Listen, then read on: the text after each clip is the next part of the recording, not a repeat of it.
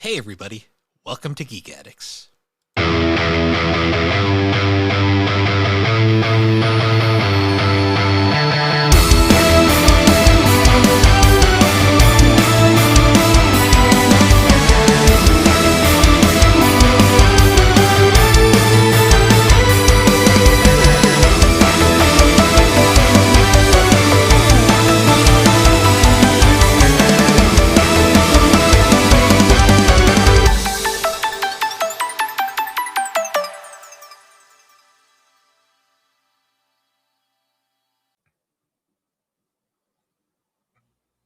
Hello everybody and welcome to Geek Addicts, the pop culture podcast where we all have opinions and I'm sure everyone's going to be pissed off in the end. I am Bill and this is Matt. How you doing, Matt?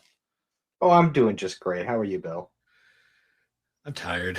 That's just life now. Like the older you get, the more we're old and we talk about the weather. We did before the stream this time, so that's great. but Yeah, yeah. uh, I had a very busy weekend myself. Um, yeah, we like had a bunch of people over for a fire Friday night. Then yesterday we went to well, I had work in the morning, and then we went to my cousin's house in over in Rockland, and let all the toddlers run around and be crazy in the sun for like 4 hours. So that worked. That was nice. Then we brought Frankie to the playground today, so that was fun. nice. I spent most of the weekend. Friday night, what did I do Friday night? Oh yeah, I fucking marathoned Ape Escape 2. That was my Oh, there you go. because that was the Super Pod Game Club game, and I was like, oh my god, Right. a game I know.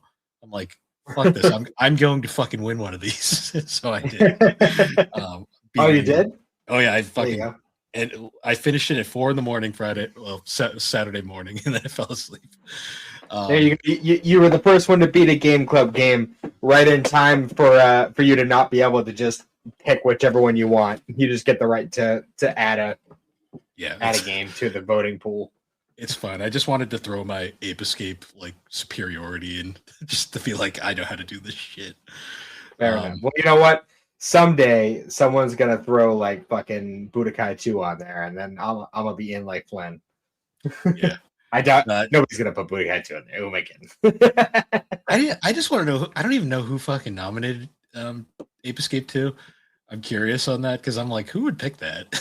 And I'm like, all right, it was easy enough. And then I just went in and fucking took me like 16 hours, I think.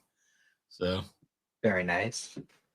And then yesterday I literally spent the entire day. Alex's laundry machines are down at the moment, so she was over here doing laundry for most of the day. Which I think is partially why my machine is fucked up now because it was overused yesterday, but that's fine. I got it to fit. I finished what I was doing. And then I had to accompany her to Walmart because in her words, Walmart is scary. I don't want to go alone. So I was like, okay. Walmart, well, you know what? In her defense, I don't know how it is over there, but I went to Walmart today, and it was fucked. There was so many people there.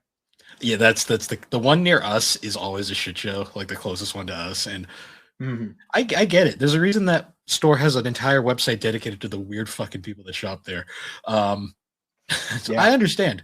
I was basically just her bodyguard, even though like the whole time I'm like, literally, I'm just in the way. Just being here. Yeah.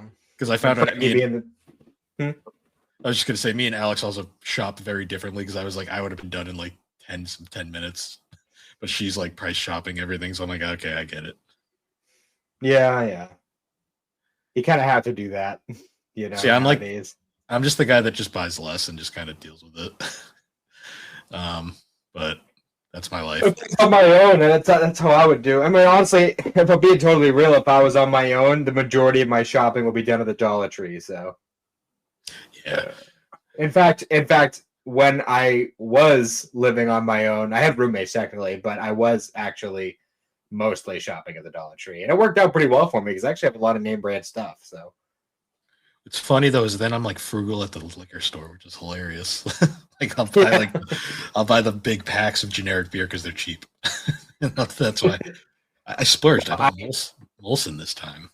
Well, I also just like shitty cheap beer. So like, You can only drink so many of those though before you feel like shit. So I'm always kind of like, I'm gonna be drinking. I want to at least have a good time. Well, if I drink too much too fast of anything, I'm gonna feel like shit. I'm pretty sure I'm just like slowly becoming an alcoholic because I can just drink beer and it doesn't affect me in the slightest anymore. That's probably not good, but that's fine. I'll worry about it later. Whatever.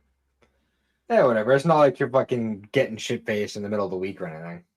No, I don't. That's like the one reason why I don't think I am, because I only drink like on the weekends. So, but yeah. It's other than that, I spent yesterday because I think what did me and Alex do after Walmart? I think we made like we bought like store bought dinner and made that like an old school like we made this like old school thing we used to have as kids, and then we watched K-pop Demon Hunters, so she's finally seen that now. So when we eventually do that episode, she's good to shit. Go. Damn, I think Cindy's got stuff going on next week, so I don't know. I was gonna say it would have been perfect if we could go and do the episode next week, but I'll have to talk to her about it and see if we can work something out. Yeah, no rush. Actually, I gotta ask Alex because she's going on vacation pretty soon, so I'm not sure. Yeah. We'll have to figure that out. But she has watched it now, so she can join us for that one. So, she didn't want to talk about the nominees today? She's off on a bike ride, and spoiler warning, I have to record GNC right after this, so I can only get one pod a day. So gotcha. Yeah, other than that though, mostly slept. I did my anime catch up this morning. Nice. Caught up on all the ongoings. Jujutsu Kaisen Part 1 is done. Frieren is done. I will say, still don't really care about Jujutsu Kaisen, but that final episode was really good. Really enjoyed that. How did it end? I haven't seen it yet, but I've read the manga, so don't worry about spoiling. The guy from Zero comes back and he has this big fight. Yuta? Yeah, he has the big fight with like the bug guy and the guy with the pompadour gun for hair. So they didn't really. Okay. Well, it's only part 1 though. I was gonna say part 2 will be a lot more intense. That's what I hear. I'm still not sure if I'll care or not, but I'll watch it. I'm kind of invested. You'll enjoy the fights at the very least, I'm sure. Probably. Frieren was extremely heartwarming, and I'm really sad it's over. Yeah, so I still got like an episode or 2 left of like all the ongoings. I mean, they're all like pretty much done at this point. I just haven't watched them yet.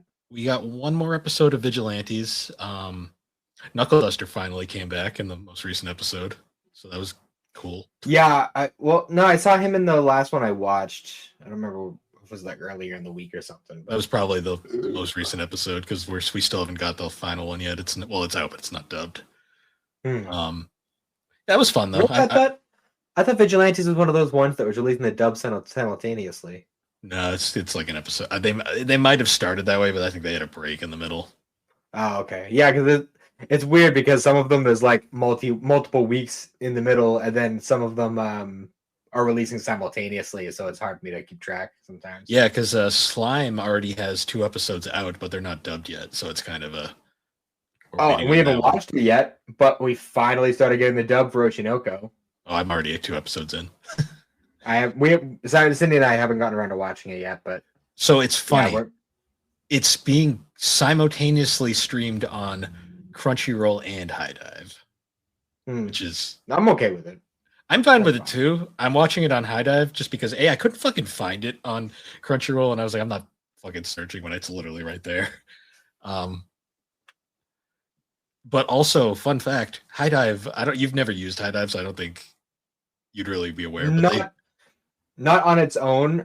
Back when it was part of Verve, I don't know if you remember when Verve was a thing.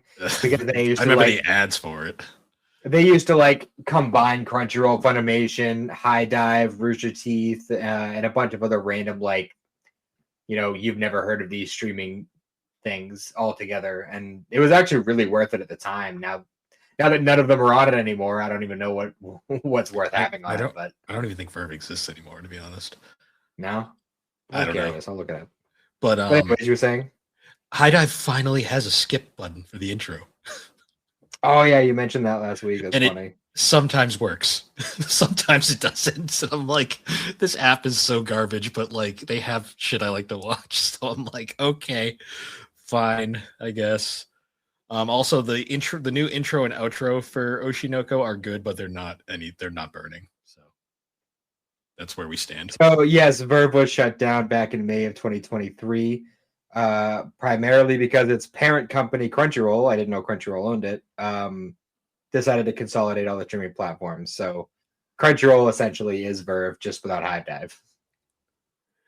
But my guess is basically High Dive was like, we don't want to play anymore, and took their stuff, and then Crunchyroll was like, well, this is dumb, and then just got rid of it. So yeah, then Rooster Teeth ceased to exist, and they were like, what do we do here? And then Netflix started grabbing animes left and right, and Amazon now. And yeah, I'm really not thrilled that Amazon's buying a bunch of animes because we've seen how little they care.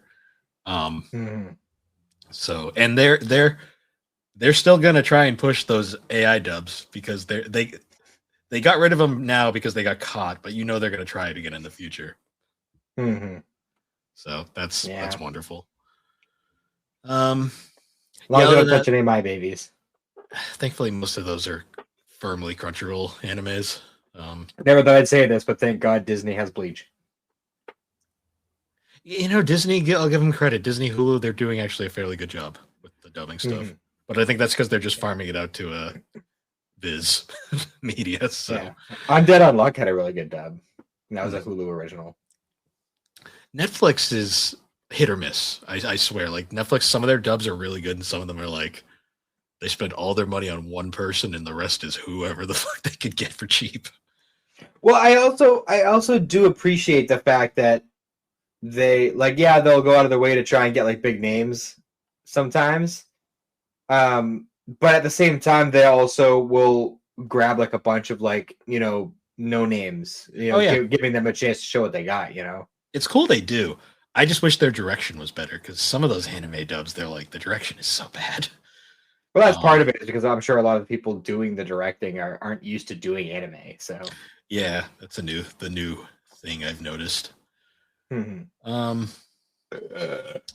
Aside from that, I've I don't remember if I did last week, but I finished the Hobbit game.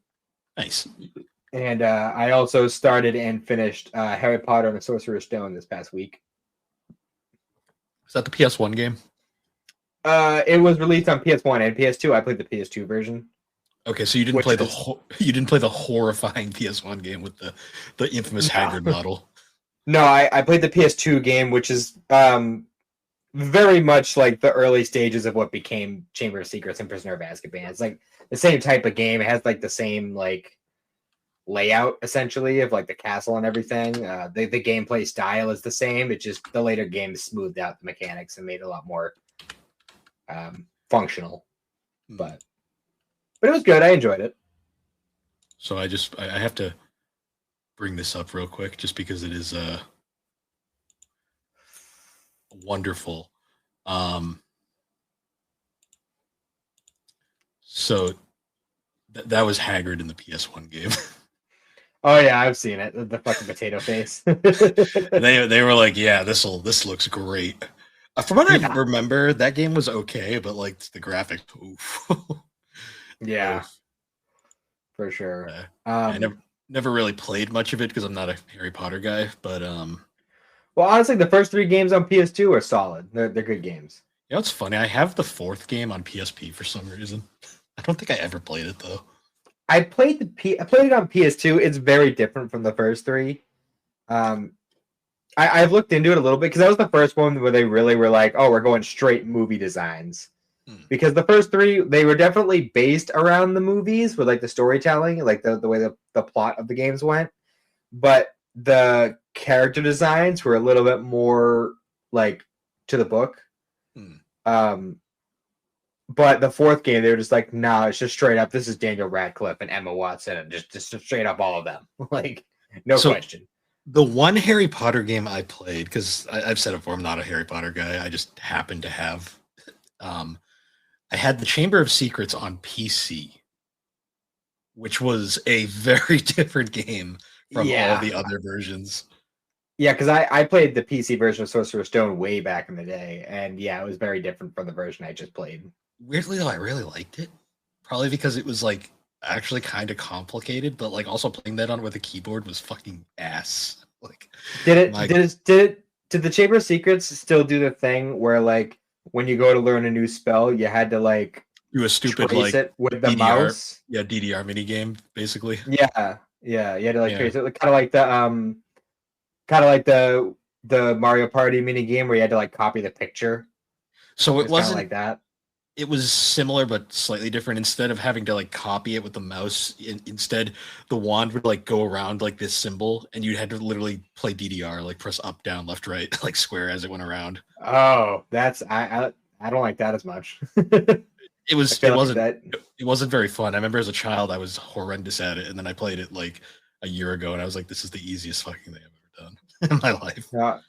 Honestly, I would give Chamber of Secrets or Prisoner of Azkaban a try at some point. If you just want to try something like a solid licensed game, even if I you're not have into Chamber of Secrets on PS2, so I might play that at some point. Maybe. Although honestly, I think Prisoner of Azkaban streamlined it even more.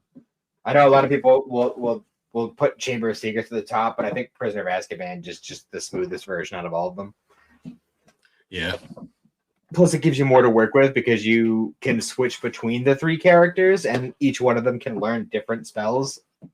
So it kind of adds a little bit more variety to it. Nice. That should be interesting. If I ever see him for like stupid cheap, I might try to pick him up. Yeah.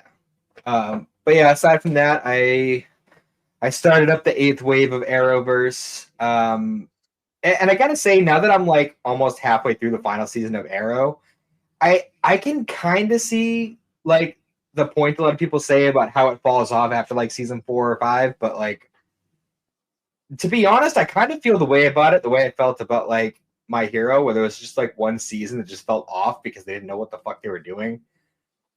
And then after that, it kind of found its footing again. You know what the thing about My Hero is though, with that like thought process? I ask so many people this, and nobody has the same answer for which season they think is like the weak one. Because I will ask people, and many will say 5, a lot will say 4, a bunch say 6, but then I'm like, you should watch 6 again, and then they do, and they're like, yeah, it wasn't 6. Some people even said the final season, which blows my mind. Yeah, I don't get that. I guess they were just annoyed that Deku and Baku didn't get together. I don't know. That fan base is weird, so. Yeah. But no, like honestly, like there's a lot of things about like the last season of Arrow I watched, season 7, wasn't on the level of like season 2 or 3, but there's a lot of parts of it that I really liked. Like I liked the whole like how the first like say third of the season was him just in prison, just trying to fucking survive day to day. And then like he gets out of prison and it's like, oh well, now I'm just gonna be deputized by the police, and now I'm technically a cop. But I'm still doing the Green Arrow thing with the bow and arrow and the costume and everything. I'm just not wearing a mask anymore, and everyone knows who I am. You know, like there's a lot of that I liked a lot. I wasn't crazy about the whole like, oh, I have another secret sister thing. That was kind of weird, but that's a weirdly recurring plot thread in the Arrow, the CW verse, like all the CW shows. Yeah. It's like, this is a sibling that doesn't exist in the comics, but we're just throwing them in here because fuck it, why not? Yeah. And honestly, like I've really been enjoying this. I mean, I'm only like 4 or 5 episodes in, but this last season of Arrow, I'm really liking because so obviously all the CW shows are on the build up right now towards Crisis on Infinite Earths because it's the season where that happens. And so far, the only 2 out of all the shows that are specifically like referencing it and being like, this is a thing that's going to happen and we need to prepare are Flash and Arrow. But Arrow is the only one who's consistently like, we're not doing our own thing here. We are specifically only preparing for this. Like, this is a very serious thing. And we're like, Oliver Queen specifically is recruited by the cosmic being to fucking do all these random like things for him to prepare for it all. And he's like doing all this crazy, like kind of Q shit where he's like, oh, I'm just going to pull your kids from the future and throw them in with you and make you guys interact and shit. Like, I've been enjoying that a lot. Like, I really liked this last season. See, I think with Arrow is a lot of people fell off and they never watched the final season, which is why no one really talks about it. Mm-hmm. Because that's kind of my theory with it. Because I know, like, Arrow had that really weak point before the final season where a lot of people just said, fuck this, and, like, left. For me, that's season 6. It was the whole Ricardo Diaz thing. The problem with the CW verse is they were so that it started. They had to go through a really weird period for DC, like where like DC was like changing a lot because it started in like the tail end of New 52, and then like the Rebirth stuff happened, and like they couldn't like DC was like basically there was like a huge roundabout way of basically DC fixing the shit that they caused for like the last decade. And unfortunately, that show like started very New 52 coded, and then by the end, they were like, "What we started with is not really compatible with the world DC is now, and we don't know what to do." Which explains a lot when you really think about it. Yeah.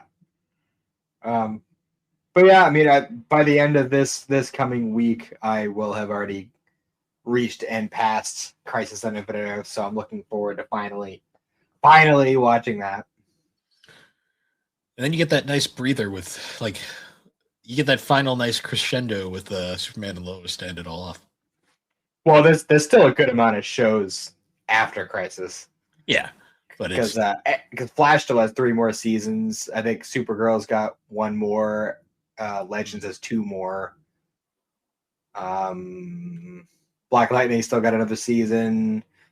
Batwoman just started, so that's got 2 more seasons after that. So yeah, it's still a good amount of stuff before I come to the full end. But yeah, just once like you finish all of the CW verse stuff, and then you just kind of end with that, and it's kind of like, oh, this was nice, and then it ends, and you're like, that was an era.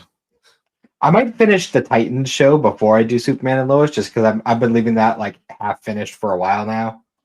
Might be better because then you don't have any other garbage to deal with. I guess it depends on opinion because there's a lot of DC shows out there. Fair. I was more just talking Titans. Oh yeah.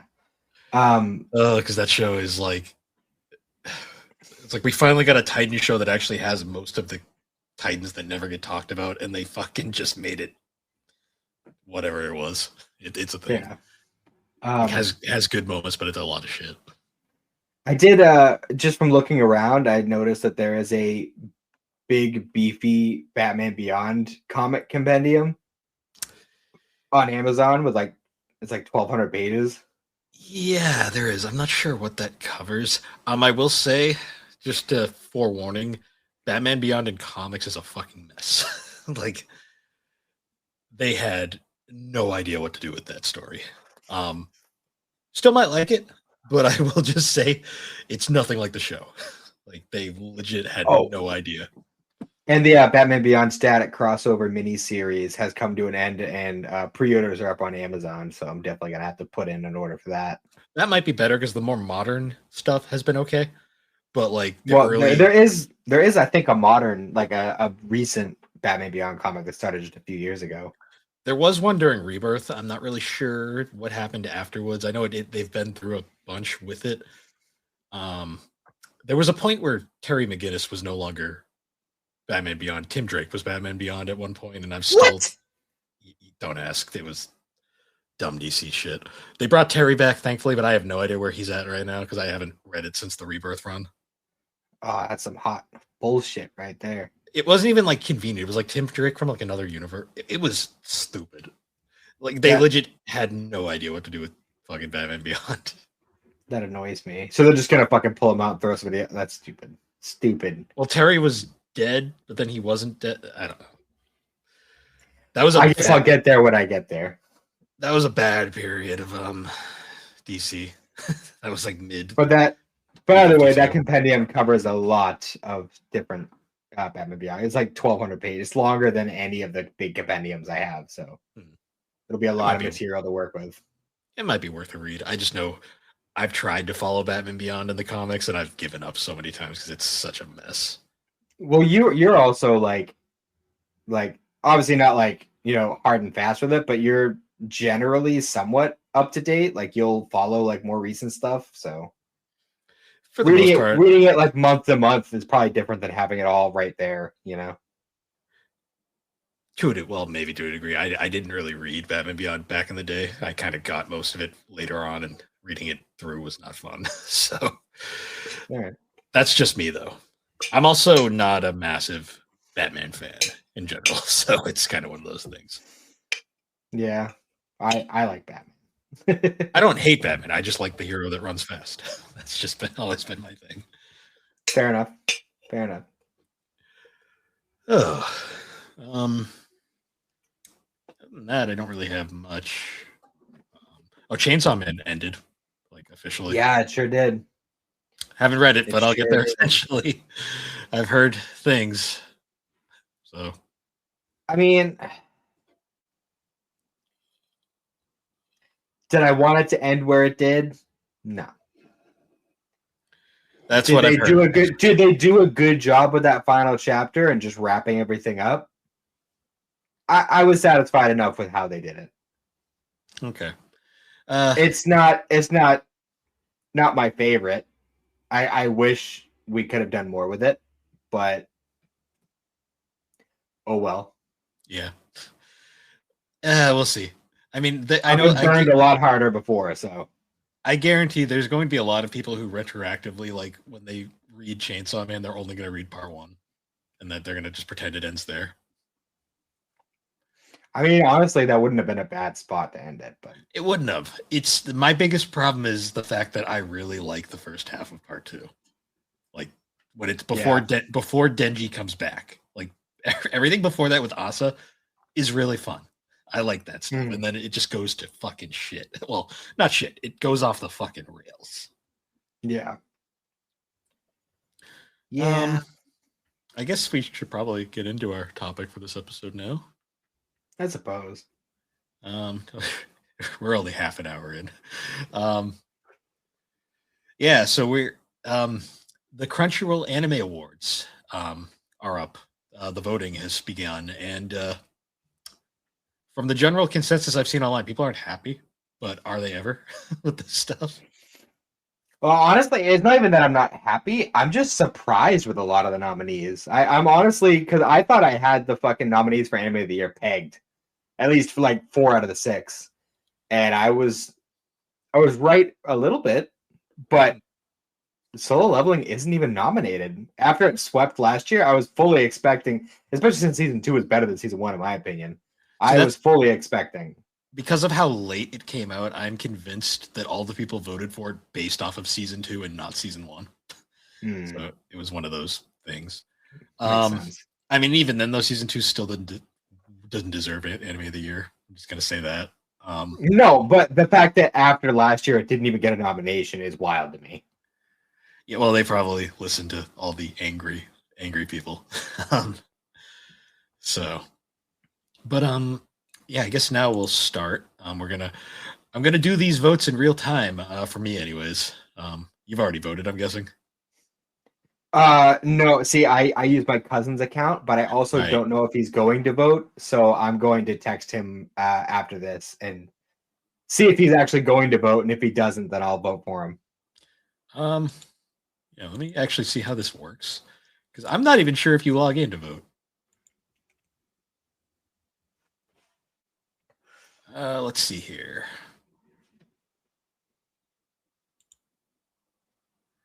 Oh, you don't even log in. I think you could just do it. Okay. Fair enough. That's good to know. I was about to be like, explains a lot. That explains a lot. Yeah. All right. So we'll start off with we got a whole bunch of categories here. I guess we'll start off obviously with Anime of the Year, the first one. So I before we really jump in, I think I feel like it's kind of one of those things where we should probably talk about what we personally think should win for each category, and then probably mention what's probably going to win regardless of what we think. Yeah. That makes sense. My brain. Because I think that's going to happen in a lot of these cases. There's going to be ones that, much like last year with Freerin. Or a Pocket Theory. I'm still on the train that should have won. But agreed. I'm gonna say now, this is my personal voting for the stream, the video version of this podcast. So I'm gonna just say right now, I didn't watch these three, so I have no opinion whatsoever. I have watched all 6 of the Anime of the Year nominees. And honestly, it's a hard choice for me because I mean, even between the 3 I did watch, this is tough. yeah, because Dandadan season 2 really fucking rammed. It was so good that it completely changed my opinion of the show as a whole. I'm Because still I was so lukewarm about season 1. I'm still on the train that Dandadan should have been a 1-season like double length show, because I feel like that would have flowed so much better, and the first season would have done so much, made more sense if it went right into 2 rather than giving us that obnoxious like gap. Yeah, especially the way it ended that first season off. Like, I did not like that cliffhanger at all. The cliffhanger for season 2 was made me feel a lot more comfortable. Yeah. So Dandadan, there's a good argument here for me. Apothecary Diaries, the first season was phenomenal. The second season was even better. I can't fucking wait for the third season. So that's a strong contender. Yeah. And then the last one I can really talk about, My Hero Final Season. This one for me really helps the fact that I watched the entire series basically up to that point right beforehand. So I had the entire fucking journey. So just leading up to this finals fucking how it ended was really satisfying. Yeah. For me, anyways. For sure. I did pretty much. It wasn't as like right next to when season 8 was coming out as it was for you, but I did watch the entirety of like everything before that last year as well. It was towards the beginning of the year, but so yeah, I agree. It was it definitely added a lot to it. Since I've seen the other 3, I should probably talk about them a little bit. Gachi Akira was fucking phenomenal. It was one of my favorite new animes to come out in a very long time. It was very stylistic. Spoilers, it would definitely be my pick for a couple of the further categories. I don't think it necessarily deserves Anime of the Year because there's just so much else going on with the other nominees. Yeah. If it had been a lighter year, probably would have gone for that, honestly. Honestly, that's on my list for this year, so I do plan on watching that eventually this year. Wasn't that your assignment? I think so. So I'm watching it eventually, regardless. Yeah. And then this past week, especially because they were so short, I did watch The Summer Hikaru Died and Takopi's Original Sin. And they're both fucked. Are they? Takopi's Original Summer Hikaru Died is fucked in kind of an endearing way. Takopi's Original Sin is just fucked. Okay. So that's they were great shows. They were great shows. Takopi's Original Sin was only 6 episodes. The Hikaru one was 12. Okay. They went by very quickly. And they both had a lot of aspects that I liked about them a lot. But God, it was kind of rough getting through some of it. I've heard. So for this one, my bias is pretty showing. I'm leaning very heavily to Apothecary Diaries season 2.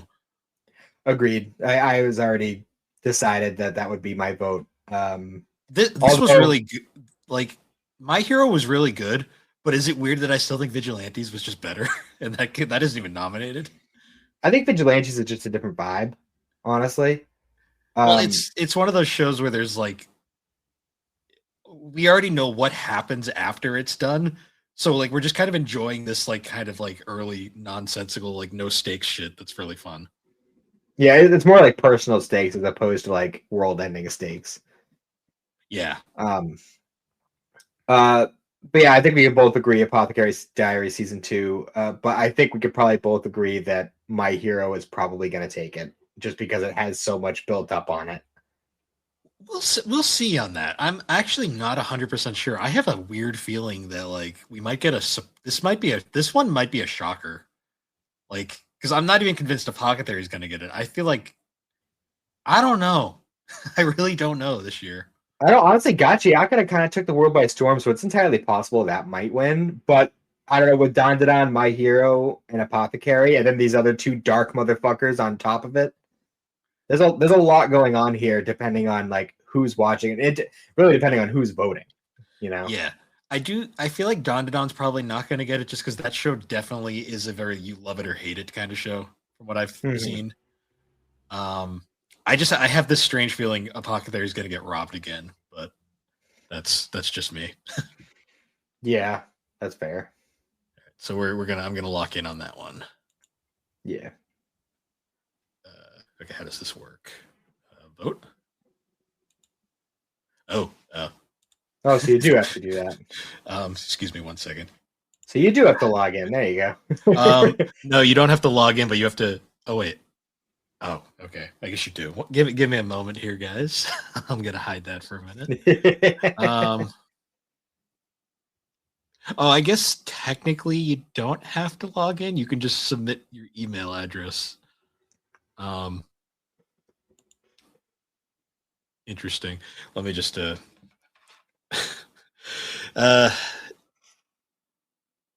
give me some filler while I take care of this.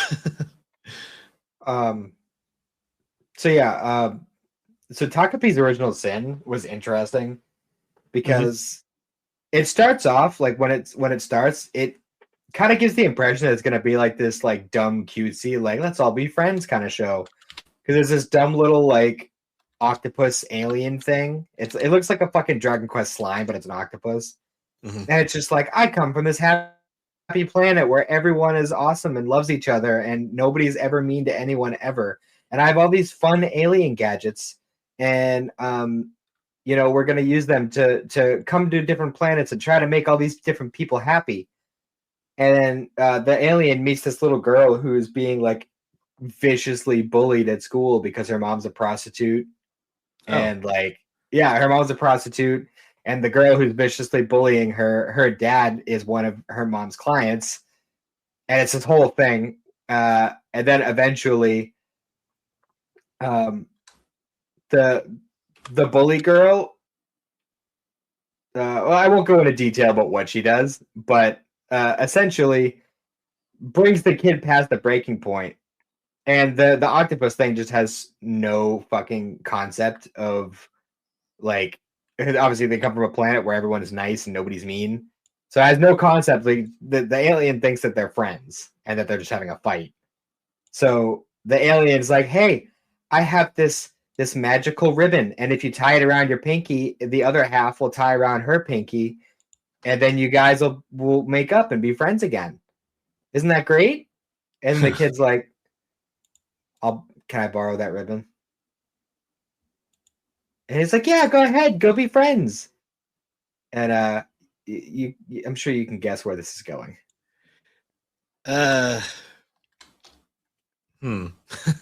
Assume not well.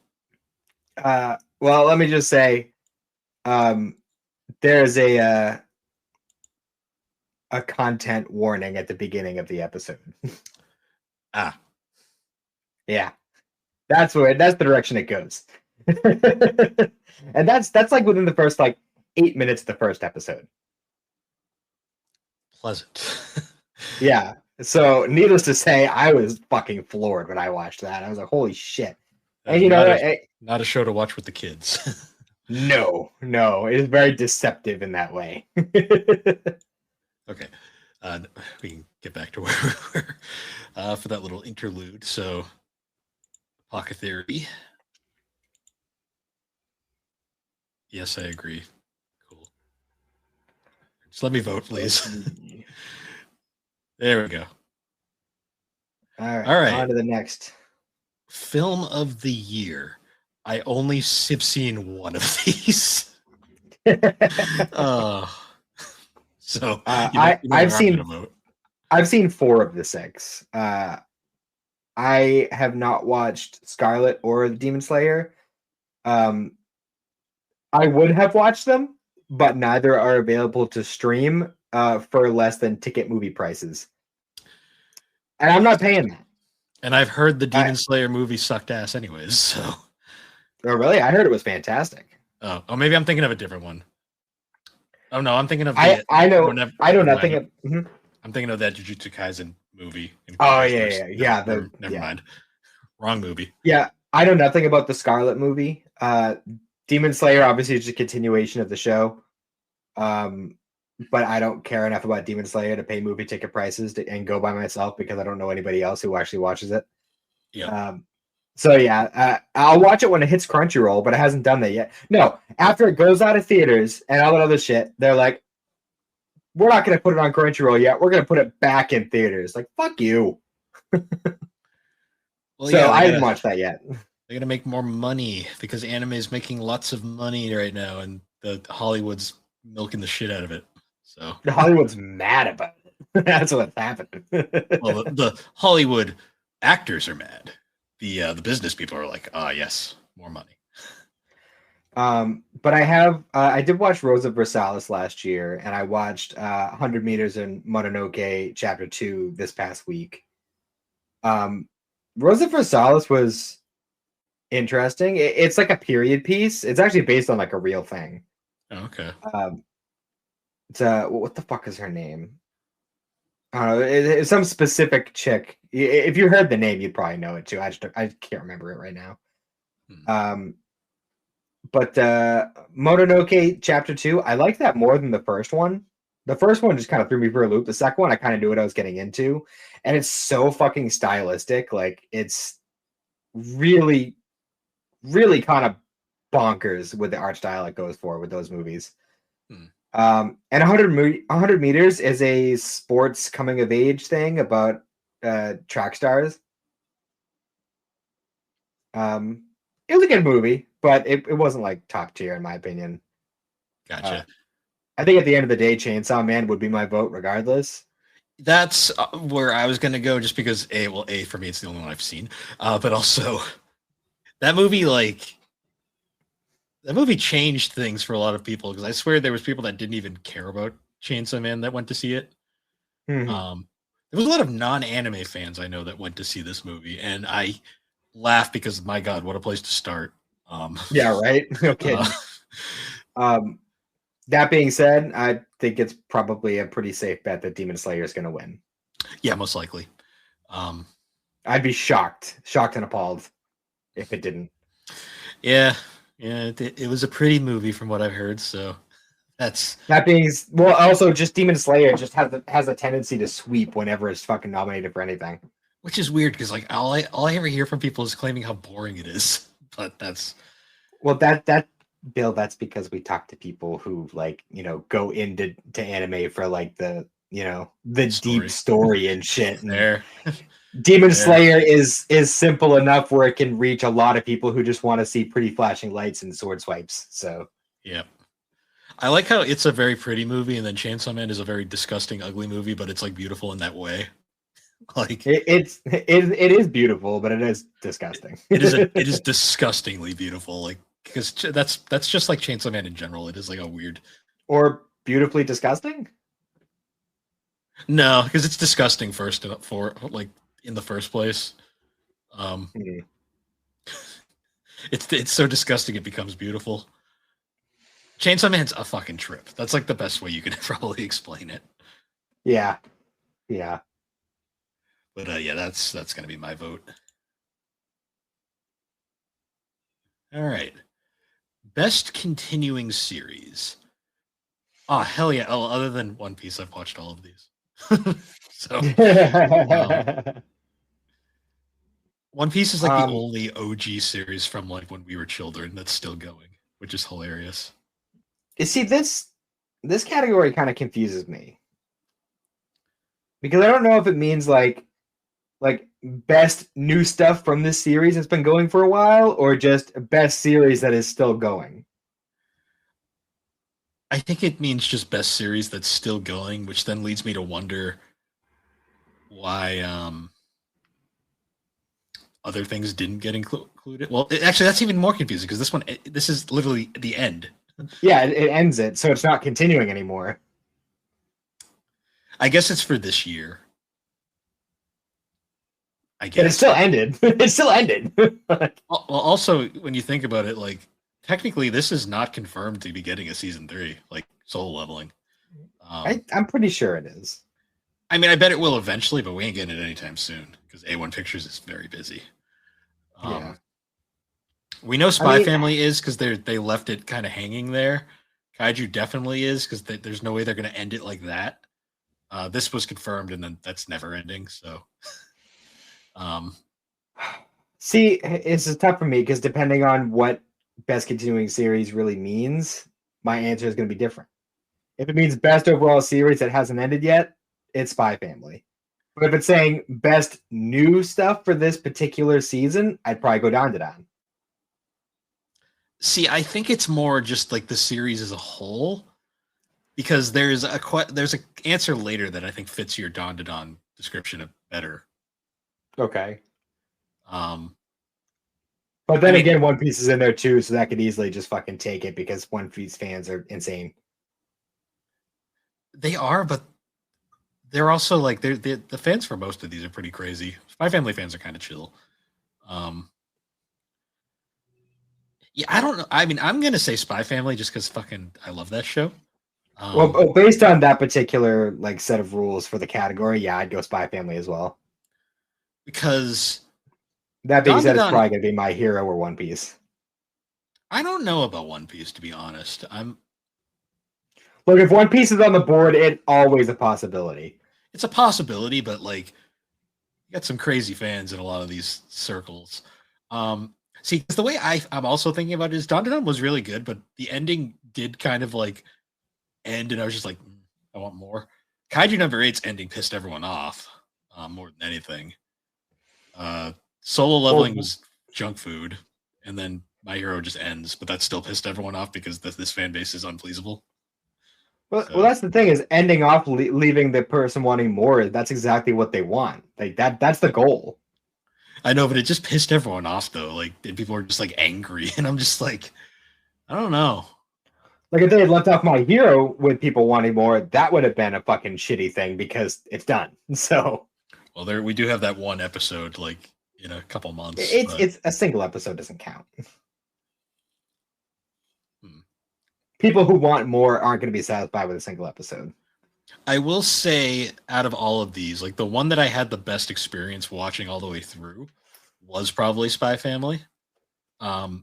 Just because it was fun the entire way through. Solo Leveling, my God, those fucking cliffhangers. Like that still drives me up a wall to this day. Yeah. The waiting for these three to get done was like insanity. Like Spy Family was like an episode would end and I'd just be like, okay, I'll wait next week. And then we just enjoy our next week's episode. Yeah. I'm also just a bit biased though, because I really like Spy Family. I do too. I definitely think that this past season hasn't had as much of like the Spy Family charm. You know what I mean? That we have in the first two seasons. I think it's because there wasn't a super long arc. We had a bunch of mini arcs this time around. Well, it's not even just that. It's just the fact that like the arcs that we got were like really, even though there was some goofy stuff going on like along the way, it was so serious. Like we had the fucking Lloyd backstory, the hijacking, the whole thing at the end with the fucking defector from Wise. Like it's all very serious. Yeah. That's kind of which is why its nomination in a different category kind of confused me. Yeah, we'll get to that one later. Yeah, I don't know. This one's gonna be interesting. Like I'm personally gonna vote for Spy Family, but there is some discussion here that could happen. Yeah, honestly, I'm not 100% sure what the masses are gonna go for this one. It's kind of up in the air. Yeah. I don't know. I'll be curious to see. Best new series. You know what's hilarious about this category to me? You can tell there was not a ton of brand new stuff this year from Crunchyroll because they actually they caved and threw in 2 Netflix shows. Well, Netflix shows have been in and out of a lot of these. They are, but a lot of the times it's usually because they don't have enough entries for their own shows because Crunchyroll does tend to prioritize their own stuff. If you notice sometimes. True. I mean, Ranma 1/2 was the remake was thrown in for a few categories as well, and that's also a Netflix show. So yeah, you do notice though there's no high dive whatsoever. I think I haven't. Well, we didn't get any Yoshinoko this year, so or that last year. Yes. Yeah, we didn't. Damn. I didn't even realize how long that wait was. Yeah. So for this one, the only two I've seen are Sakamoto Days and Fragrant Flower Blooms with Dignity. Hmm. I The don't other one I think haven't either of seen these is are going to win. Clevitas. Personally, Clevitas is the only one I haven't seen. I've never even heard of that. So I've seen it around a little bit, but I know nothing about it. I have a very strong suspicion that this one is going to go to Gachi Yakuta. I think it deserves it, if I'm being totally honest. It was a fucking wild new show that I was not expecting to be nearly as good as it was. Once again, Bones just coming in and making fucking peak. Yeah, because when I really do think about it, like, I really enjoy Sakamoto Days, but that's because I've been following the manga since it started. And I will say the anime is like massively like basically helping keep my love for that manga alive, because the manga itself is questionable sometimes. Mm-hmm. That being said, though, it's it's nothing amazing, but it's just a fun show. That's why it's kind of just whatever. Yeah. Fragrant Flower was good, just not for this category. Fragrant Flower is a very good show, but it also like ends before like any of the really interesting shit happens from the manga. But it also keeps shit moving, which I appreciate. It does, because it's a fast-paced story, but like we literally got, I think, like 3 volumes on that. So we'll see on that one. What's funny to me is like this was like one season. This is technically 2 halves because they threw together. Mm-hmm. But see, I can't vote for this because I didn't see it personally. For me, I mean, you can. I can, but that goes against my morals. I'm gonna say Fragrant Flower just because I can't. It's the out of the 2, it's the one I said, but it's gonna be Gachi Yakuta. It just is. Like, let's be real.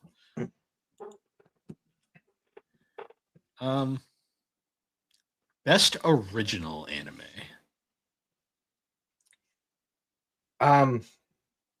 So I've only seen one of these. This is where I'm kind of, because I have started Lazarus, but I haven't finished it. And aside from that, the only thing I've seen is Zenshu. So yeah, so I didn't even realize this was a new Digimon. That's interesting. Yeah. I don't know what to say for this category because I have no thoughts on anything other than Zenshu was pretty. Yeah. And see, I would have had more to say because we were originally planning on doing this episode next week. And if that had happened, I would have spent more time this coming week watching a lot of the stuff I hadn't seen. But yeah, shit happens. But shit. I'll just give a spoiler. The previous topic, well, the other topic we're gonna end up doing next week. I tried to watch it this week and I fell asleep. So once again, and I realized timing wise was going to be bad. So I figured we should do this because this would be easier. Fair enough. We'll save that for next week, but yeah. So I like the first bit that I saw of Lazarus. Like, I'm definitely going to finish it because it was really interesting. But it's Mappa too. That's interesting. Yeah, and it's an HBO anime as well. Oh, that's the only thing it's on. Okay, that's interesting. Yeah. But yeah, I mean, at this point, Zenshu, because it's the only one we both seen all the way through. It was a very pretty anime. That's the most we can say about it. It was a fun enough story, even though part of me feels like it was like that ending still I think about sometimes. I'm like, did she die? And that was like her fever dream? Like, Zenshu. I'll never know.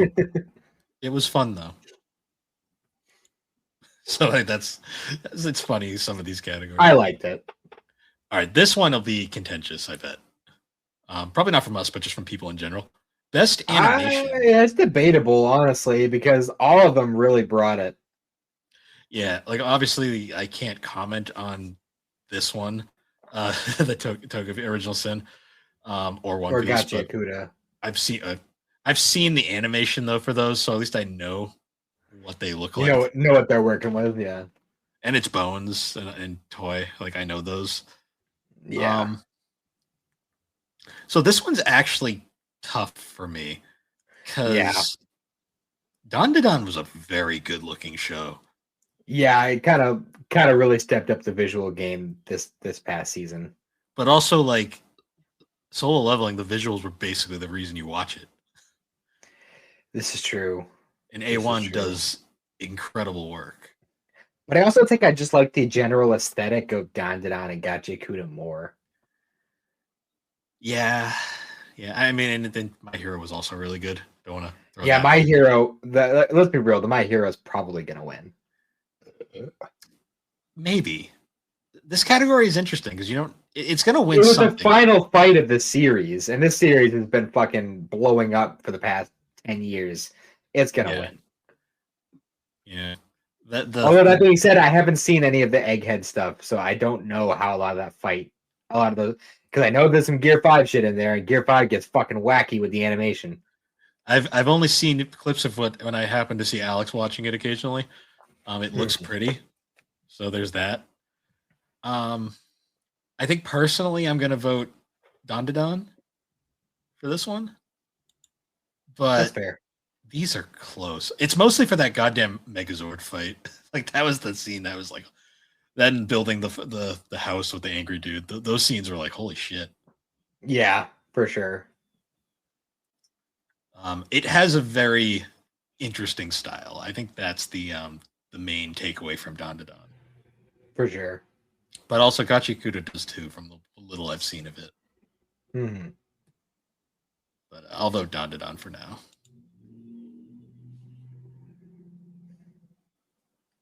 All right, best character design. Gachikuta. I haven't seen it. I'm not even gonna fucking no hesitation. Gachikuta has the best character design out of all of these, in my opinion. Okay. The other options for the audio listeners, we got Don season 2, Gachikuta, My Dress Up Darling season 2. That's actually there's an argument there too, because there are some great designs in that show. That's cheating. She's cosplaying. Even outside of the cosplays, the characters are really fun and unique. True. Apothecary, that's an argument, and Original Sins here again, and then One Piece. One Piece, I feel like they just threw in on any category where they didn't have enough, and they were just like, throw it in. Yeah, One Piece. Somebody will vote for it. That has fans, supposedly. She's going to appear out of the ground at some point and just strangle me. I swear. No. Yeah, this one's really tough for me because I can't vote Gachikuta because I haven't seen enough of it. You don't need to see a lot of it. You just need to see what the characters look like. I haven't seen enough though. I literally only seen clips, and it's not enough for me to really have a basis. I guess the most I've really seen is the Poop Slinger. So, that would have been great. I know you're picking Gachikuta. I'm 100%. I'm going to give it to Dress Up Darling just because I don't think it's going to get any other votes. So, sure, I'll do that one. I mean, I would say, I don't know. Apothecary's got good designs, but it's all very much in the style of like ancient China. You know, it's all just, you've seen that style in just about any other ancient China story. So it's not unique. With Apothecary for me, it's like there's Mao Mao and like Jinshi, but like other than that, I don't really care about anyone else that much because everyone else is kind of generic. Like there's other really good characters, but like there's only a few that really stand out in that show. Yeah, that's the thing. Is Apothecary isn't about style; it's about substance. Yeah, storytelling. And speaking of substance, our next category is Best Director. Which honestly, it has kind of the same setup as Best Anime. So I guess you could kind of just say whatever you pick for Best Anime would apply to this. Yeah, this is a weird. I guess it's so they can give the people a nod, because like realistically, I'm not that deep of an anime fan that I know these people by like heart. Or the inner workings of how directing works for animation. Yeah, that's kind of my thing here. So I'm personally going to nod probably to Apothecary again because That's what I thought was the best this year, I guess. Yeah, I mean, sure. For the audio listeners, the nominations are the directors for Apothecary Diaries, Don to It's all the Don. same as Anime of the Year choices. Oh, it is. Okay, okay, so that basically. Um, yeah, I'm gonna go Apothecary Diaries though. That's why I have my notes. Because in my notes I have them separated in each category. I say opinion and most likely, and for that one I just wrote same as best anime on both. Okay. So for the next one, this one actually is kind of interesting. We have best background art. Um, and we got some new stuff on this one. We have the nominations are City the Animation, Don to Don Season 2, Gachi Yakuta, Kowloon Generic Romance, The Apothecary Diaries Season 2, and The Summer Haku Died. For me personally, I'm leaning Apothecary, but it's between that and Don to Don. I haven't seen the Generic Romance or City the Animation, so I can't speak on either of those. I know Alex watched Kowloon Generic Romance, and then the only other person I know that was watching it was Slade, but I saw on Annie List recently he dropped it, so that's probably not a good sign. Probably not. So I have no idea on that one. I'll have to ask Alex lately he's kind of dropped his own show too. So he's married now and living life, I guess. Anyways, see, I'm like, it's for this one for me, it's between Don to Don and Apothecary, and I'm like really kind of thinking about it because they were both really pretty. But it's also been a while since I watched either of them because I finished them like a year ago. So there was more variety in Don to Don, which is kind of why I want to nod that way. Because the thing with the background art in Apothecary is so pretty. It is, but it's also pretty here. But there was like more of it.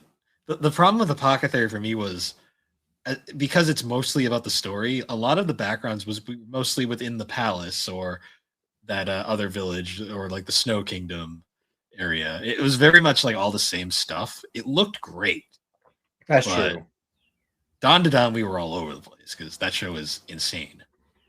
That is true, I suppose. So I think that's why. Because we had like the underground caves and there's the volcano and then the alien stuff and the kaiju attack. Yeah, all right. Yeah, Don to Don. It just, to me, the variety is more what did it than anything. Because this Apothecary is beautiful, but it's literally like old timey China. So there's only so much they can do. So pretty much the same argument I had for character design. Yeah, probably for the most part. Yeah, so we'll do Don to Don season 2 for this one for me, and I guess Matt. Mm-hmm. All right, here's where things get controversy, except for the fact that I've only seen 3 of these. Best romance. Well, I guess I know Ranma, but also like where Ranma's at right now, they aren't even close to that shit yet. Yeah, because Ranma's long, and it's a Rumiko Takahashi story, so it's gonna be a while. Yeah. But sure, I see why they included it. Also, my thing here too. So the nominations are Blue Box, Don to Don, Honey Lemon Soda, My Dress Up Darling, Ranma, and The Fragrant Flower Blooms with Dignity. I actually was talking to Alex about this because like this one actually. So obviously I can't really discuss Blue Box or Honey Lemon Soda. I didn't see them. Same. Don to Don, I made the comment of there isn't been any real romance yet. It's more just awkward teenage bullshit. I will say the relationship between Momo and Okarun is adorable as fuck. It is adorable, but from what I've heard, we're gonna be waiting a while because holy shit. Well, that's the thing is most of these other shows are romance shows. Don to Don is not a romance show. It just has a romance. Yes. And even then it's like kind of just a thing that's happening and it's more for slapstick than actual romance when you think about it. Although the fucking Momo working in the maid cafe and then her friends dragging Okarun, that was see, I like that, and then I enjoyed the scene of them in the car where they're like the most awkward, like trying to hold each other's hands, but they can't do it because they're children. At least they did it. That's True. more than a lot of these other shows can say. I'm not gonna say Ranma because straight up, like most of that romance, they're not even close to getting there yet. To be honest, I couldn't care less about that in that show. That's fair, because frankly, it also you're not even there yet. The second half is where it gets weird. What's also funny to me is, sorry, nothing. My Dress Up Darling. Yes, there's a romance here, but they technically don't get together yet. It's but a it is there. Romance. I mean, it's gonna happen. And then Fragrant Flower, it ends with them getting together, kind of, or agreeing to go on a date at least. I mean, you know that's where it's going, but yeah, not as fast as Horimiya, but still faster than like 99% of other romance animes. Yeah. So for this one, for me personally, it's between Dress Up Darling and Fragrant Flower. That's kind of where, for me personally, I'm leaning Fragrant Flower, but I think Dress Up Darling is gonna win ultimately because it's just so fucking popular. And it's a Crunchyroll show. Ironically, both by Cloverworks though, which is pretty interesting. Yeah, that's the thing, because like I love both of these. Like the romance in both of these is amazing. And they're both awkward and fun, like realistic for the most part. They're also like, these two are funny because they're massive dorks, and these two are funny just because it's such an odd, like, different take on it. Yeah. Honestly, the Fragrant Flower thing is like the more realistic out of any of these. Yeah, it's also like the primary focus. Like, because ironically, the romance really isn't the focus of this show. It's just very prominent in Dress Up Darling. So, yeah, I guess we'll do Fragrant Flower. I don't think it's going to win it, but it was a great show with a okay. I think out of the choices from what I've seen, I think it's the most deserving. Okay. Yeah, honestly. All right, best comedy. Spy Family is funny, but this was not the funniest season. I'm not gonna lie. Yeah, this is what I was mentioning earlier, is that Spy Family being on this category. I mean, even the author has said this is not supposed to be like a happy-go-lucky story. Like, this is darker than it seems on the surface. To be fair to Endo, though, Endo doesn't. I don't think Endo even knows where it's going at this point. He's just writing it and just having fun. Fair. Yeah, it was not a funny focused season of Spy Family. So whereas normally I would lean Spy Family, this is definitely not that one. Yeah, because honestly, like the funniest like parts of like Spy Family season 3 to me were like that ending scene with like you're spying on Lloyd and then being like, why the fuck am I doing this? I'm going home. Like that was funny to me. There's too much tragedy in this season. Yeah, because there was only like the occasional levity moments. Like it was very much they were getting a lot of shit done, and then ironically, next season 4 is also going to be equally tragic because we're starting off pretty much with the old guy. I can't remember his name. Mr. Henderson. Mr. Henderson's backstory is pretty much coming up next. I think there's like maybe like a filler arc for it, but it's almost even more tragic than Lloyd's. Oh, no, it is. But what's crazy to me is like they got through Lloyd's backstory in like 2 episodes, which to me I was like shocked because that felt so much longer in the manga. It was like an episode and a half. I couldn't believe it. Yeah, you know what's crazy though? I still say this about Spy Family. I think it's actually better on anime than it is manga. Yeah, like it's one of those rare cases where the putting it to animation has just like worked so well. Well, it's adding the music and the performances. Like the art in the manga is fantastic. Oh no, Endo's art is gorgeous. Like I love his artwork. It's one of those things where like animation really shows that. Some shows just are at their best when they're being animated and performed by actors. Yeah. We actually didn't say the nominations though for best comedy. It's City the Animation, Dawn to Dawn season 2, My Dress Up Darling season 2, Ranma 1/2 season 2, Spy Family season 3, and Witch Watch. I've only seen the 3 I've said in the past, but I know enough about Ranma. to know it's a Rumiko Takahashi show, so it's very slapsticky. For me, it's Dandadan. It's done. Dress Up Darling was really funny though. No, but when they started throwing in the fucking GG like multiple personality thing, and they all started living in the same house, like that was some prime comedy shit. Then when they threw in Dragon Force, I was like, all right, okay, like that's the Dragon Force thing was pretty epic. Because when I think Dress Up Darling, I just think of like it's hard because this one was really funny. Like I really think of the it's funny in a cute way. The scene where she's like, where he's buying all the energy drinks and she completely takes it the wrong way. Like that's really funny. Like the Marin because the energy drinks are right next to all like the fucking like condoms and shit, like condoms and sex supplements and shit. Like yeah, yeah, that was fun. The Marin crash outs were great. I loved the girl like Akira at the end who was like secretly a giant Marin fan but was acting standoffish the whole time. Like that shit was really funny. Yeah. I'll give it to Dandadan mostly because Dandadan was off the fucking rails. And that was really why it shined a lot of the time. Like it's like the fucking I love season 2. The angry guy building the house. Like they're like, yeah. Oh, is he like mad at us? Nah, that's just how he is. And then he throws the thing. He's like, no, I think he's mad at us. And then when they just fucking threw in like the Bryce Papenbrook character at like fucking the second to last episode. Yeah, that guy. I was like, what the fuck? Yeah, no, season 2 of Dandadan was fucking great. It was hilarious. Yeah, I'll give it to Dandadan. I feel bad because I have not seen so many of these, so I can't even comment. I know. All right, best action. So here we have Dandadan, Gachi Akuda, Kaiju number 8, My Hero Academia final season, One Piece, and Solo Leveling season 2.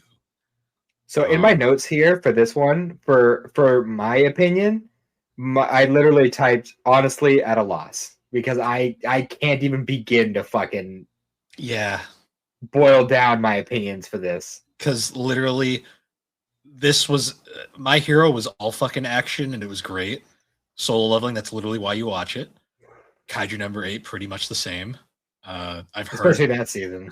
I've heard about Gachi Akuda. Dandadan ironically has great action, but it's actually probably the least action heavy out of all of these. Just because it has other genres it's also covering. It could just be like a recency bias or me just like liking the new kid on the block, but I might lean Gachi Akuda, especially because the way that they handled the action is very unique. I haven't seen it, so I can't comment. See, for me, I think I'm gonna lean My Hero just because the conclusion of that really lived up to it.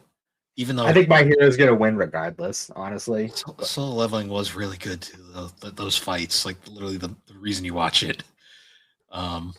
And dude, yeah, Dandadan may not be as action heavy as a lot of these, but the fights we did get were fucking incredible. They were fucking Okarun versus the Evil Eye, and the whole kaiju thing at the end with the fucking giant mech. Like there was a lot of good shit there.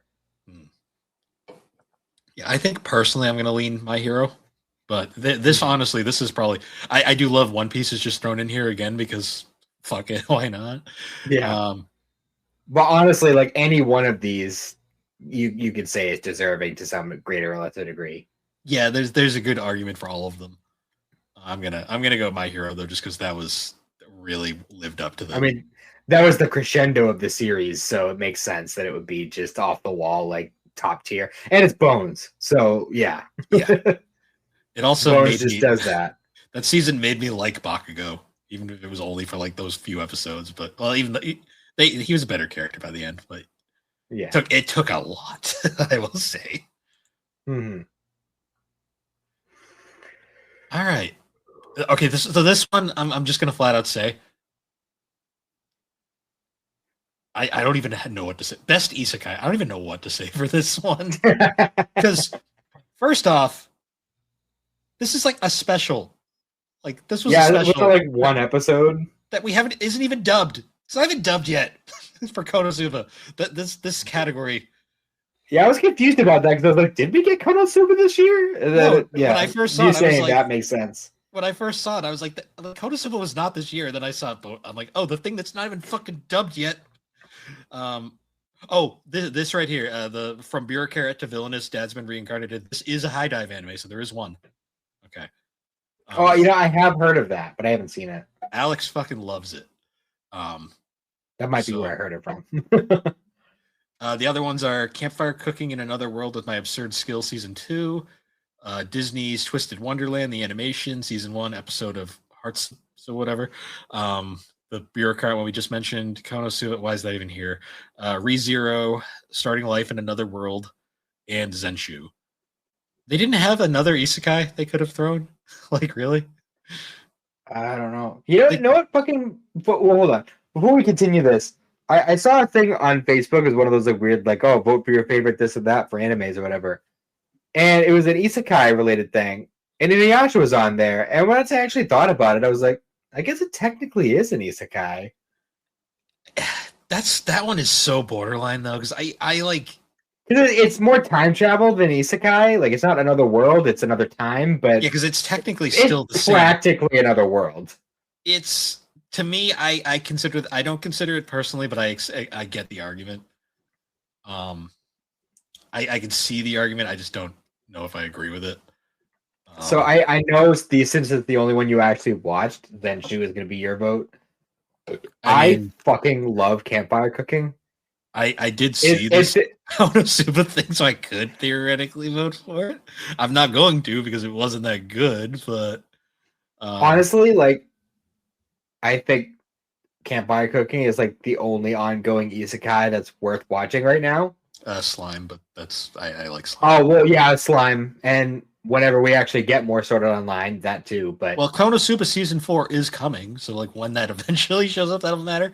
They literally just threw this on here because I guess the vending machine show was that bad. Like they didn't even give it a nod. Which is funny because the new season for that is coming out like this month. That shows how little faith they have in it, that they're just rushing it out now to get it over with. Literally, when did the last season end? Like fucking 4 months ago? Like, it wasn't that long ago. I don't remember. I like forced myself to finish that garbage. It's ridiculous. Yeah. Honestly, like, Zenshu doesn't even deserve it. The only reason I'd vote is probably because it's the only one I've seen. Because from what I've heard, Campfire Cooking, Alex loves that, and you're singing the praises too. I need to watch it at some point. Yeah, it's definitely worth the watch. I did watch Disney's Twisted Wonderland, and I liked that. I liked the concept of it, but it had poor delivery and too low an episode count. There's only like 8 episodes, and like feels like nothing happened throughout those 8 episodes. Yeah. From bureaucrat to villainous, I've heard Alex like sings the praises of that, so I might actually have to sit down and watch that. I've heard it's ridiculous, but it's like one of those isekais that's like so ridiculous it's actually comes around to being really fun. Mm-hmm. So, and I don't care about ReZero, so I have nothing to say there. Yeah, I guess this is like Slime was like just in that weird spot where there was nothing they could pull from because season 4 There's nothing new. Yeah, season 4 is just started, and there's a movie on the way, fairly shortly. Yeah, it's probably gonna go to Campfire Cooking. Honestly, I'd say. I hope so. It deserves it.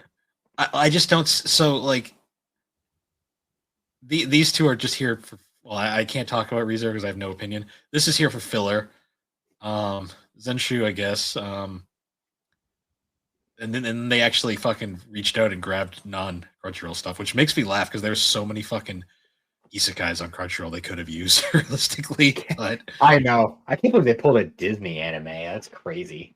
Yeah, they pulled the Disney Hulu, and then they pulled they actually pulled the High Dive, which is hilarious. And this one arguably has a chance at winning too, because I've heard this thing's amazing. I wouldn't even go as far as saying Disney Hulu. It's Disney's in the title. It's a Disney show. yeah, I know. Well, Disney and Hulu are just the same thing now because they just refuse to let Hulu die, I guess. But no, for me, it's unquestionably Campfire Cooking, and I hope it wins. Although I'm sure there's an argument for Zenshu. I don't even know, honestly. Zenshu was so flash in the pan. I don't even think people are going to care. Fair. Because, like, have you heard anyone besides us talk about it since it ended? Jared? Oh, well, he watched it later though. he Yeah. watched it the first time. Actually, kind of annoys me. I guess I don't know when it came out, but that the show about the lady checking out on time one that I really I would. Oh, the guild receptionist show. I That need to might watch have been that. that might have been last year, so it might not have counted. Hmm. I'm gonna say Zenshu just because it's the only one I've seen here, but it's probably gonna be campfire cooking. Honestly, Let's hope. It deserves it. Honestly, I can't believe that wasn't recommended for like best comedy. yeah. Well, I guess they had the comedy one was actually kind of stacked, so I guess they well, I other than the suppose. fact that they I would put have Spy Family in there. well that, and I also would have put campfire cooking over Ranma personally, but Yep. which isn't to Yeah. say I dislike. I don't dislike Ranma. I want to be clear, but I think campfire cooking is a funnier show. Fair. All right, now best drama. I've only seen one of these. I've only seen the bottom three there. Okay, so we have for best drama recommendations we have Anne Shirley, Blue Box, Orb on the Movements of the Earth, Takopi's Original Sin, The Apothecary Diaries season 2, and The Summer Hikaru Died. I mean, for me, it's obviously going to be Apothecary, but do you have arguments for these other two? No, but I honestly wouldn't be surprised if Hikaru or Takopi ended up winning, just because I know that there's definitely a lot of people who like the darker stuff. And honestly, the Hikaru one is, I mean, honestly, Hikaru and Takopi are both super fucking deep. So That's fair. I could see it going.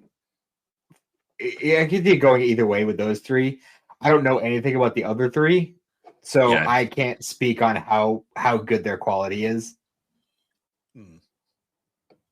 Yeah, for me, it's Apothecary easily. It's also the only one I've seen here, but see, Apothecary is one of those crazy shows that fits so many fucking categories. Yeah, for sure. Yeah, how about that though? Best slice of life. Okay, I've seen the bottom three. So is this just the exact same lineup as the comedy one? Fragrant Flower wasn't there. Oh, that's true. Yeah, And Anne Shirley was, and I don't think Blue Box was either. These three definitely were though. So best slice of life we have Anne Shirley, Blue Box, City the Animation, My Dress Up Darling season 2, Spy Family season 3. That slice of life is questionable there because I mean it's a stretch for this season. Yeah. And then Fragrant Flower blooms with dignity. I can't say anything for those top three, but for me, it's between Fragrant Flower and Dress Up Darling again. I personally like Fragrant Flower more, but Dress Up Darling was. I don't know. It's hard for me to even say that Dress Up Darling was so popular, so maybe it'll win because Fragrant Flower had a huge fan base before the anime even started. It did, but it's also a Netflix anime, so I have a feeling it's going to not be as prioritized. Because they're both Cloverworks shows too. They are. So is Spy Family, partially. Yeah. See, I'm joking because I bet it. I don't. It's probably not rigged, but I wouldn't be surprised if Crunchyroll plays with the votes a little. Because this is Crunchyroll we're talking about. Yeah, I suppose. I'm just my inner pessimist is like, that's not a Crunchyroll show. It's not going to win. It's almost like all awards things for like media and such is bullshit because they're all fucking rigged. They're rigged for whoever wants it to win. It's almost like me voting right now means nothing in the grand scheme of things. It's almost like the world. Yeah, I'm not gonna get into that. Yeah, I Fragrant Flower was a true slice of life, so that's probably where I'm gonna go because this was more of a comedy than anything. Comedies, it's a rom-com. It's a rom-com. It is slice of life technically, but this was like pure slice of I'd life. say Fragrant Flower was like somewhere between slice of life and drama because there was that like the issues between the two schools and how that translates throughout. Which apparently gets even crazier after they get together, from what I've seen in the minor mangas stuff I've read. I can imagine. I also love how in the image they have there, it's still doing the fucking hair thing with her. Yeah. Like, you know how when you're watching the show and like every now and then, like some like dramatic moment will happen and her hair will just kind of like vibrate and lift for a second and just hover there. Like it always does that. She's got style. And my God, she is short. I've never really realized how short her character is compared to there's him. There's a reason he thought she was a middle schooler. I know. But then she's actually like older than most of the cast, apparently. So yeah, that's fun. Yeah, I'm gonna go Fragrant Flower though. It was a very fun, relaxing show.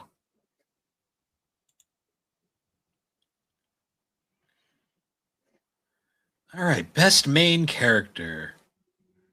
I mean, I know who I'm gonna vote, but we have some argument like options here. So we have Azuku Midoriya, Mao Mao, Momo from Don to Don, Okarun from Don to Don, Rudo from Gachi Akuda, and then Sung Jinwoo from Solo Leveling. He's here, I guess, because why not? But his character is he's strong. That's literally it. It's kind of bullshit that Jinwoo is here, and then we also have two Dandadan characters. Like, yeah, there's so many other characters they could have chose here. I mean, I'm gonna say Mao Mao regardless because she is just straight up. Yeah, Mao is the best character of all time. That's just how it is. Nice image. I like it.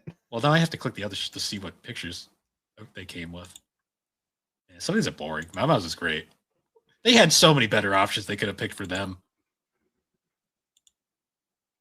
Yeah, Mao Mao wins easily. Yeah, 100%. Even if you're just going based by image, yep, Mao wins. Yeah. Izuku, I will say, great character. He's probably gonna win, honestly. Yeah, because I just feel like Pakler's gonna get the fucking shaft on everything. I'm convinced at this point, but it's that, and also the fact that we just had this is the final season of My Hero. So honestly, I think that every category is nominated for it's gonna sweep. Probably. And I will say, Midoriya's just the way it goes. Progression throughout the series, he becomes a truly great character by the end. Like his arc is phenomenal. Yeah, and it kind of comes all full circle by the end too, which is even better. But Mao Mao as a character is just fucking amazing. She's the best. She had me. I was sold on Mao Mao by episode 3. Yeah, no, she's great. She is best girl. Like just yes. In general. 100%. All right. Best supporting character. I have arguments about these choices. Yeah, like first off, Bakugo, no. That's just he's not a side character. He's not even a supporting character. He's a main character. Yeah, he's one of the main 3. Actually, to be fair, what is a supporting character in My Hero? Because they're like all main characters, realistically. Kind of. I mean, I definitely don't think Pop is a main character. You know, like I definitely think there are supporting characters in My Hero, but Bakugo ain't one of them. No, he's definitely a main. Arguably, he had more right to be there than some of the other people in main. Because the 4 mains of My Hero are technically it's Midoriya, Bakugo, Shota, and All Might. Like there's.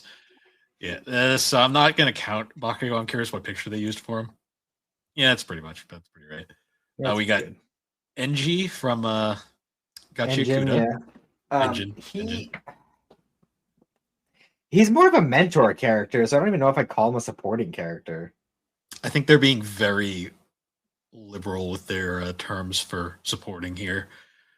We got Jin from Don to Don. He is a very good GG, yeah. He's a very good good choice.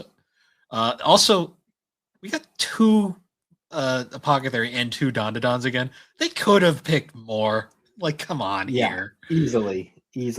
Not saying these people don't deserve it, but I'm just throwing that out there. Jinshi. Well, it's also the fact that Jinshi Not a supporting character. He's a main character. Yeah, Him and I Mamo guess. are the two main characters of that show. Yeah, honestly, like this category is questionable. Lowland, you can make an argument for, but she's kind of like the point of season 2. Yeah, So she is a supporting character, but she's also like kind of a walking spoiler. If you don't know anything, Turbo Granny, I think, is one of the few in here that I would actually qualify as a supporting character. I think actually Turbo Granny is the one I want to vote for, to be honest, because Really? I love Turbo Granny. Honestly, I'd go with Gigi, to be honest. Gigi's a good choice. He was too. just delightful through, especially in season 2. He was fucking delightful with the whole split personality thing he had going on. Yeah. I like Turbo Granny because she's just like this. She started out as a villain and then just became comic relief like for the rest of the series. It's like the cat in fucking Ghost Stories. Yeah. Well, that was ironically also a ghost who became a cat. Yeah. That was unintentional funny though. Like because of the dub more than anything. Yeah, either one of them could really go. It's ironic Don was the only one that really picked supporting characters, but plus I love that when he's going like full evil eye mode, he's just in his tiny whities. Yeah. It's like you get this big imposing threatening motherfucker, like, but he's just in his tiny whities, so it just looks ridiculous. Yeah. I like when they finally get like team up to at the end and they're like, yeah, we're working together, but I'm still kind of crazy. He's like, I'm still fucking out of my mind. He's like, everyone's just like, yes, we're gonna do this. Like, red team go, blue team go. And then he shows up. He's just like, I want to murder. Yeah. I think I'll vote for Turbo Granny personally, but Gigi's for me, it's Gigi. Yeah. I'm not even sure who's gonna win this. Probably Bakugo, even though he's not a supporting character. He's not a supporting character. He's a main character. I will die on that hill. He's got so many fangirls. He'll probably win this one. People just vote for him just because he's there. Pretty much. Or they haven't seen any of the others. The must protect at all costs character. I mean, so I'm going to say this right off the bat. Mamo can take care of herself. She's fine. Yeah, Mamo doesn't need to be protected. She should not be on this list. She's a bad bitch. Why she does not need no man. So the people here are, it's Anya Forger. I get that one. Why is Izuku here? He can take care of himself. Like, my God. I mean, not so much by the end, but yeah. Well, he has a robot suit. He's fine. Eventually, he does. It took years for him to get that suit. Yeah, but he was a grown-ass man by the time he got it. I think he was fine. No one was after him. They still let him finish hero school despite not having a quirk, though. It's interesting. Well, it's vague how and be a teacher. It is kind of vague how long the Embers lasted. That's true. I guess he would have Embers for a while. Yeah, it was kind of vague. They didn't really say how long those lasted, so he might have technically finished. But Kawariko Wagari, that's my personal choice because she's adorable. But I think. Oh yeah, go on. Well, also I think there's photos. Yeah, Anya. Yeah, why? Yes. No, great photo. I don't know who this is or what show this even is. Oh, Dr. Stone. That's Dr. Stone. Okay. I've never seen it, so I can't question thing, but Sukiya from that. Actually, I think Alex voted for her, or them, so I'm not sure. I'm just throwing this out there. I'm also putting a vote towards Suika because her role, especially, I mean, throughout the whole series, really, like, she definitely deserves a nomination. But in this past season specifically, Suika, 100%. 100%. Okay. I haven't seen it, so I can't say. And then the jelly thing from that's the stupid octopus thing I was talking about from Original Sin. Sure. This one annoys me because these two don't need to fucking be here. But see, these are the reasons why the Crunchyroll Awards always annoy me. Is like some of their choices don't make fucking sense. Yeah. See, Anya also. The sad thing is it'll probably be one of the ones that shouldn't even be there that'll win. Yeah, I don't even get the majority. Whatever. Anya might win it. You never know. She's won it every other time she's been nominated. Which is hilarious though, because she doesn't need it. She doesn't need to be here either. She's got Yor. She's fine. Yor will protect her. And she was kind of barely in this season. Yeah, she was on a bus. Yeah, that was like the only role she really had, and she had the whole Tanitra's thing, and that was about it. Yeah. Otherwise, she was focused on everybody else. Then, literally, if she ever even comes close to being in harm, Yor just appears, so she's fine. Yeah. I'm gonna say Wagari just because I have not seen Dr. Stone. Fair. Honestly, I think Wagari. I mean, we don't know. I haven't seen enough what happens after. with Wagari, I can see her winning, but I also don't know who's like again, the fact that Midori is on this list, people might just vote for him just because he's there, not because he deserves it. I'm sure it's going to go to Anya regardless, but probably. See, I also partially just want to vote for any non-Crunchyroll ones just to stick it to Crunchyroll, but that's besides the point. Stuck at Sony. Just yeah. Yeah, so I'll vote her for now. Honestly, like she's like a danger to herself sometimes. Like I saw her on like the monkey bars. Like she fell on her head. Like all right, best anime song. Yeah, we're getting music for the next like 4 categories, and this is where it starts getting real tough. Yes. And Chainsaw Man got 2 here. I wish we could play the music, but I ain't taking that risk. So I believe In Bloom is the opening. It was the first opening of season 2. Yeah. It was fine. I preferred the second one more. We also have Iris Out from Chainsaw Man and Jane Doe. Both good songs. It was the opening song and the credit song. Yes. On the Way from Dawn to Dawn, which was a phenomenal opening. Yeah. Mostly because I fucking can't stand the first season opening, but that's a me thing. And the second one really did it for me. I also just love that song, honestly, On the Way, because the way that the lady who sings it performs it, like she sings in a way that a lot of Japanese singers don't. And it was really refreshing to hear. No, it really was. It's a very fun song. I really like that one. And we have Reawake Our from Solo Leveling, Felix of the Stray Kids. Very good opening. Felix, it's a Lisa song, which automatically makes it top tier. Yeah, it is a really good opening. I'm honestly probably between these two, and then there was also Watch Me from Witch Watch. But Iris Out was also so good.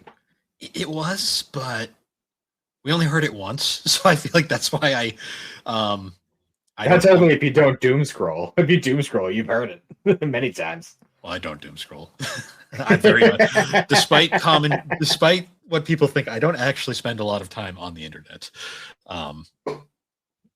So that being said, I did listen. So for all the music ones, because it's easy, I actually went and listened to all the songs and watched all the openings and stuff and the endings and whatnot for all the nominees. And Watch Me is fine, but it's not great. Yeah, it's a series I have no attachment to, so I just kind of like whatever on it. But not even that. I was just going by the music alone, and it was kind of your average anime opening song. Yeah, Reawake Our, there's a really good argument here. My only thing is, I think I like season 1's opening more. I disagree personally. I like season 1's opening a lot, but season 2, like I don't know, I have a soft spot for any Lisa song. That's fair. I mean, I like them and both. Felix and Stray Kids. Felix and Stray Kids too fucking brought a whole nother like aspect to it. Especially, have you, just out of curiosity, have you ever watched like the actual official music videos for any of these anime songs, like in general? I've seen the Burning official music video. Because I've seen the official music video for at least a few of these, and when I saw the Reawaker one, I was not expecting Felix to look the way he does. He looks like a real life modern day Jinshi with short hair. Yeah. And then he's got that deep ass fucking like, I'm gonna rap in Korean and English, like fuck you. Like, yeah. Yeah, for me it's really between these two. I really love the opening. The thing is with this, I'm basing these mostly off the actual openings, like not the bonus stuff. Rewaker's fine, but I really liked On the Way. See, for here, I'm going by the full song, and not the animations that go with it because that's a separate category. Yeah, I mean, even the full song for On the Way, I also really like though. Yeah, honestly, On the Way, but I still have been listening to that pretty much constantly. So yeah, That's on my big anime playlist, and I do tend to pick it as my starting point a lot of the times. So I yeah, was listening to Rewaker for a good while, but I haven't listened to it as much lately. But On the Way, I just fucking love that song. I mean, I listened to Reawaker a lot just for the fact that I watched that. I think I watched season 2 like 7 times. But Although it was funny too because earlier today I was listening to all these songs because I wanted to like kind of gauge what my opinions were, and Frankie kept wanting me to go back to Iris Out. That's fun. It's because of you might not have seen it. Have you seen the dance that goes with it? The dance people doing with Iris Out? Probably. There was like an animation of Rize doing a dance to it, and then like a bunch of people have been copying it on the internet, and she's seen that and tries to like imitate the dance. She loves that song because of that. That's fun. It's really funny though because that's not a movie for her to see anytime soon. Well, she's not watching the movie, but she likes no, I know. Oh, that's fun. Yeah, this is a very music is so subjective too. So this is probably it is. So this could go any direction, but I think ultimately Iris Out is going to win, but I think On the Way deserves it more. Yeah, the Chainsaw Man effect is probably going to be strong because a lot of people don't even vote based on the song; they're going to vote off the anime itself. That being said, the top 3 out of these nominations is easily, Iris Out, On the Way, and Reawaker. Like those are the best 3 out of these 6. Yeah, I'm bummed they didn't use the other Pocket Theory intro, but that's not here nor there. Another one I'm kind of bummed isn't here. Like they could have maybe gotten rid of one of the fucking Chainsaw Man ones. The Kaiju number 8 opening, the one by what's her name? I can't remember right now. I love that.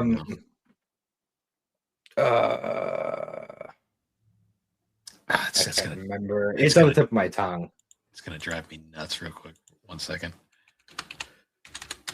Kaiju number 8.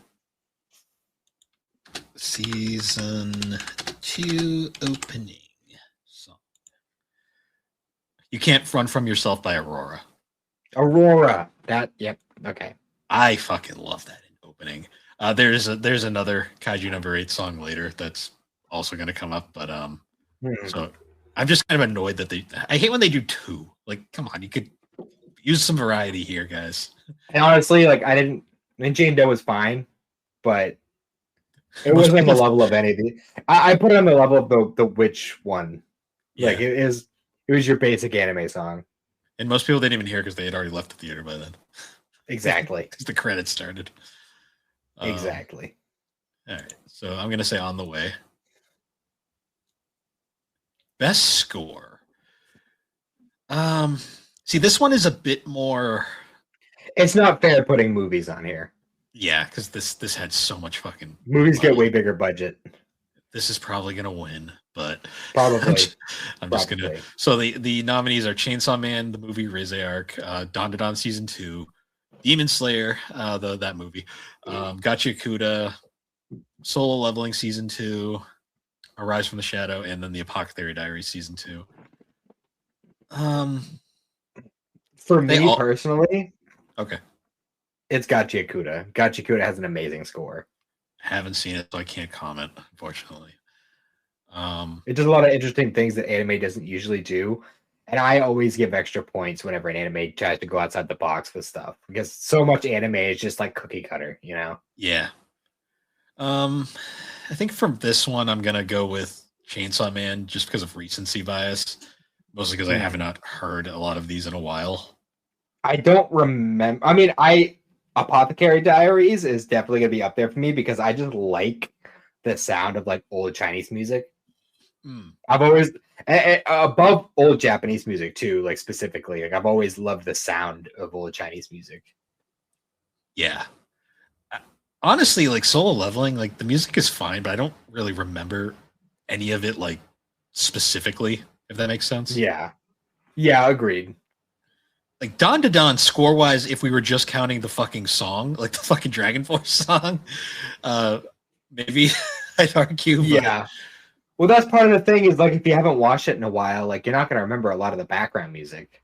And that's what yeah, it's talking about with the score. So, yeah.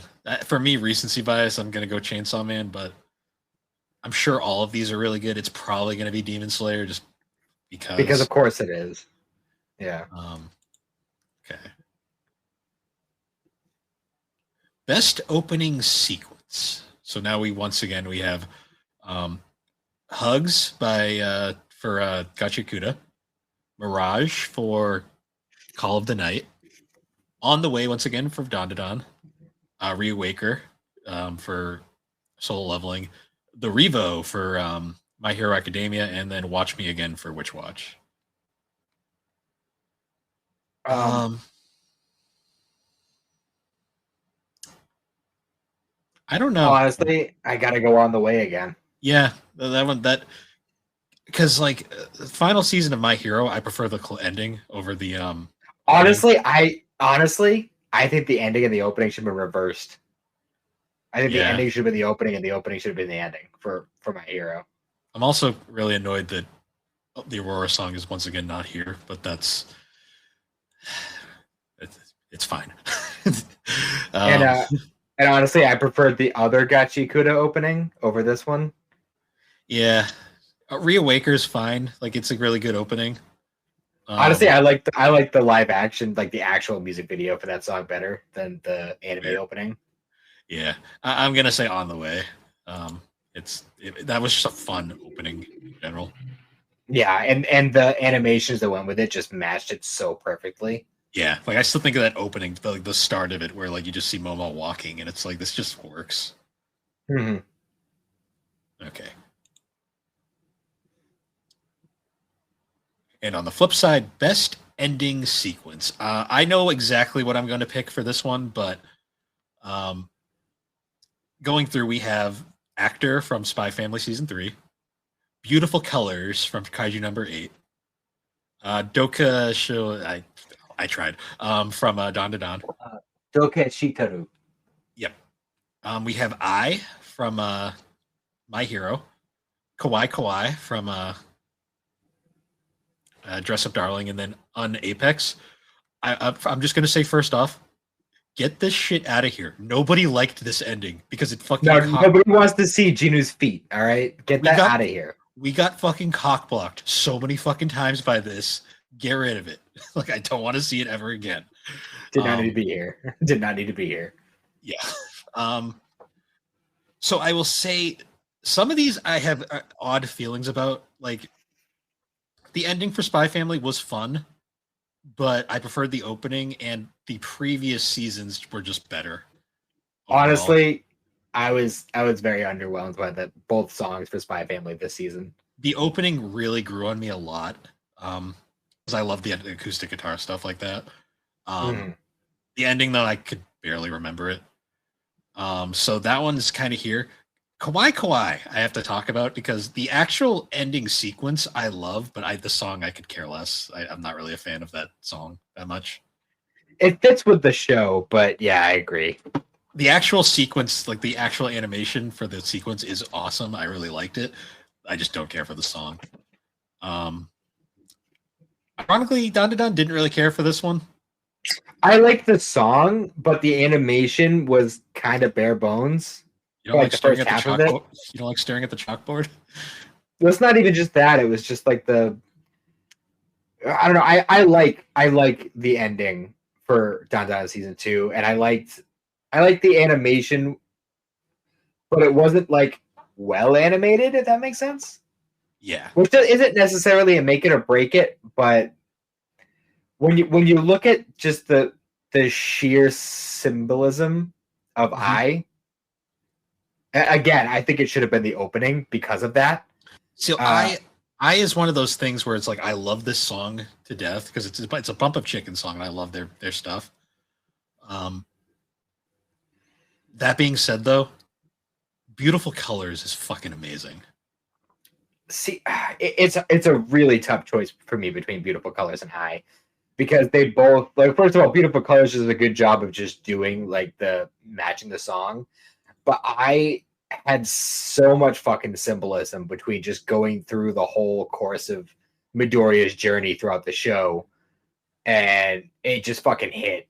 Like, so it's honestly a tough choice. See, my thing here is like I love I love Bump Up Chicken's work. It was a perfect ending for that series. The reason I give Beautiful Colors the nod is it's a thing that I really like that Kaiju number 8 is doing in particular. The guys at Production IG and everything is they're using outside like non-typical performers. Mm-hmm. Like, because it's been kind of a stereo. It's basically like a requirement now. Every Kaiju number 8 thing has to end with a One Republic song. Yeah, Which I never thought I'd enjoy One Republic, but I fucking love their Kaiju number 8 songs. yeah, And they're so different. And I think that's just why.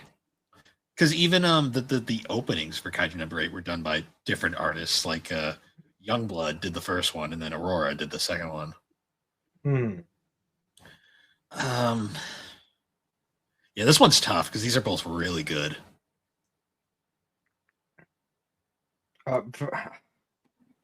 I'm gonna say Beautiful Colors personally.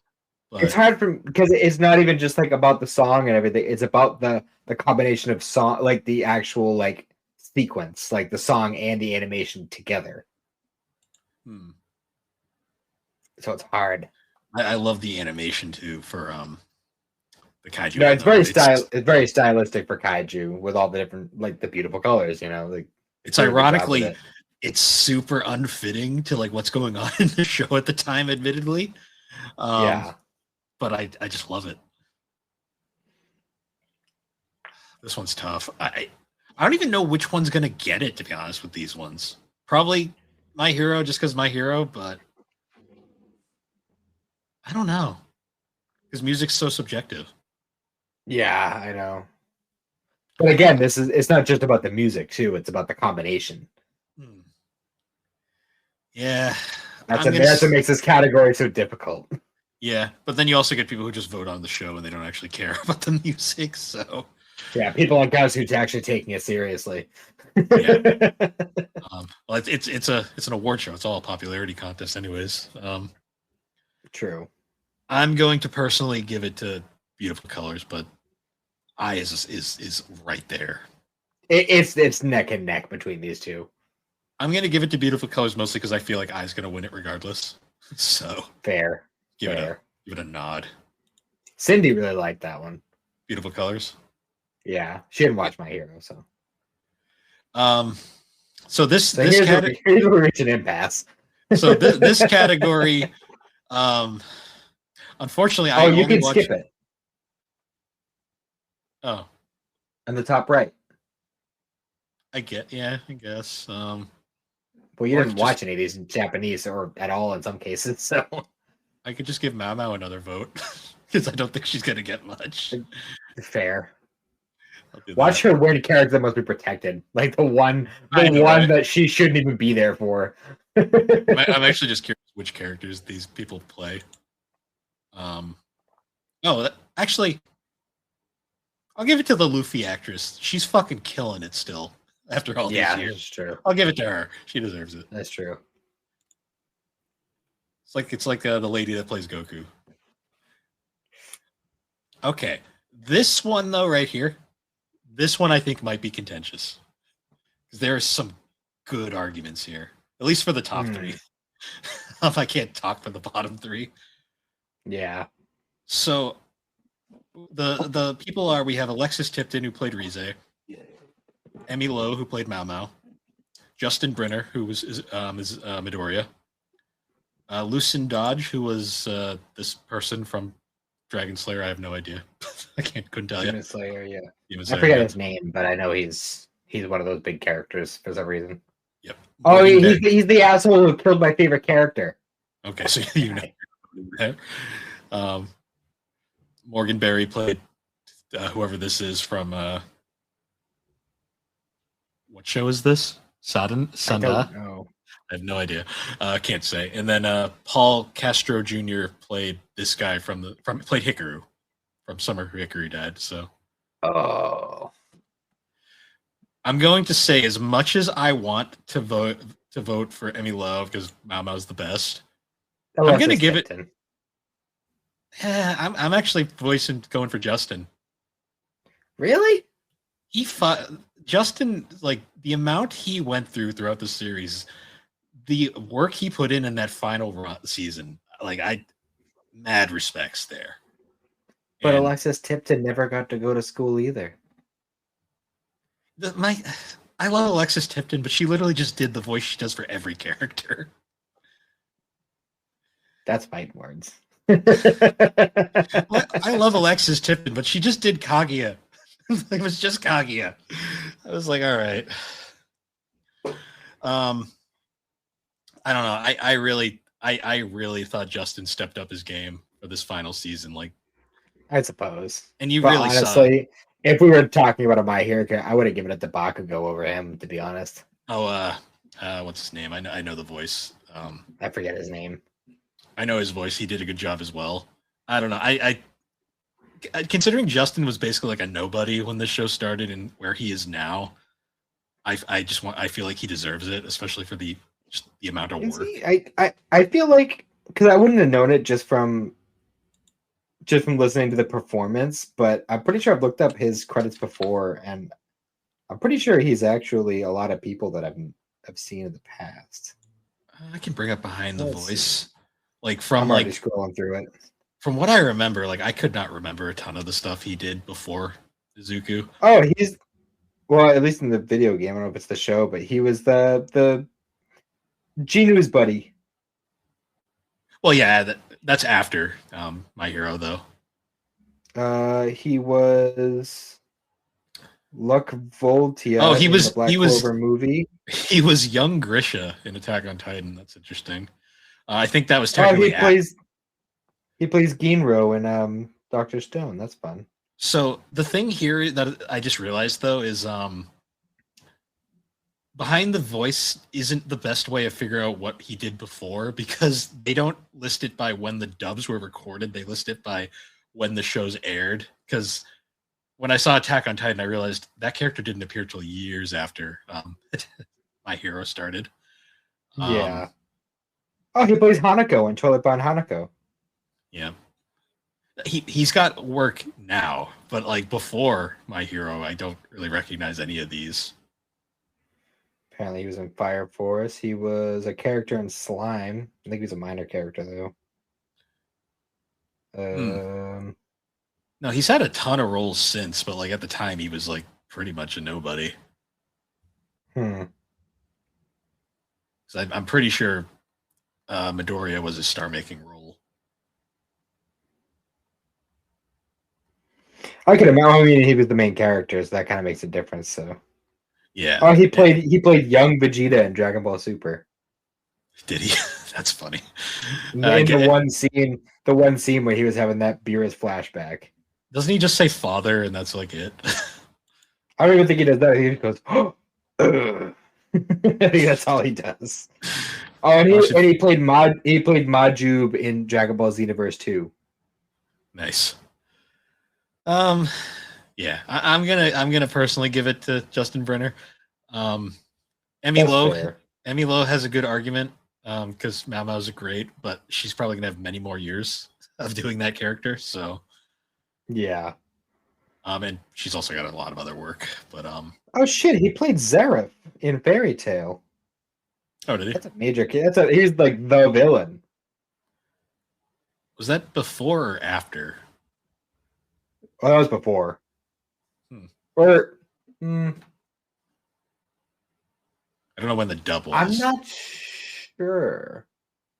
I don't know when Zeref. I don't remember when Zeref was introduced. I don't know if My Hero would have been out by then. Actually, I don't remember. When did My Hero come out? According to that, it was 2016. And I think the dub started. He might have technically been Zeref, but that would have been like super early in his role as Zeref. Yeah. Okay. Yeah, that's gonna be my pick. You said you were picking Alexis. Yeah, I just the feels, so many feels. Yeah. It might just be because I've seen so many other things she's in that I didn't find her performance that spectacular. I thought it was really good. I don't know. It might just be me. Might be a you problem.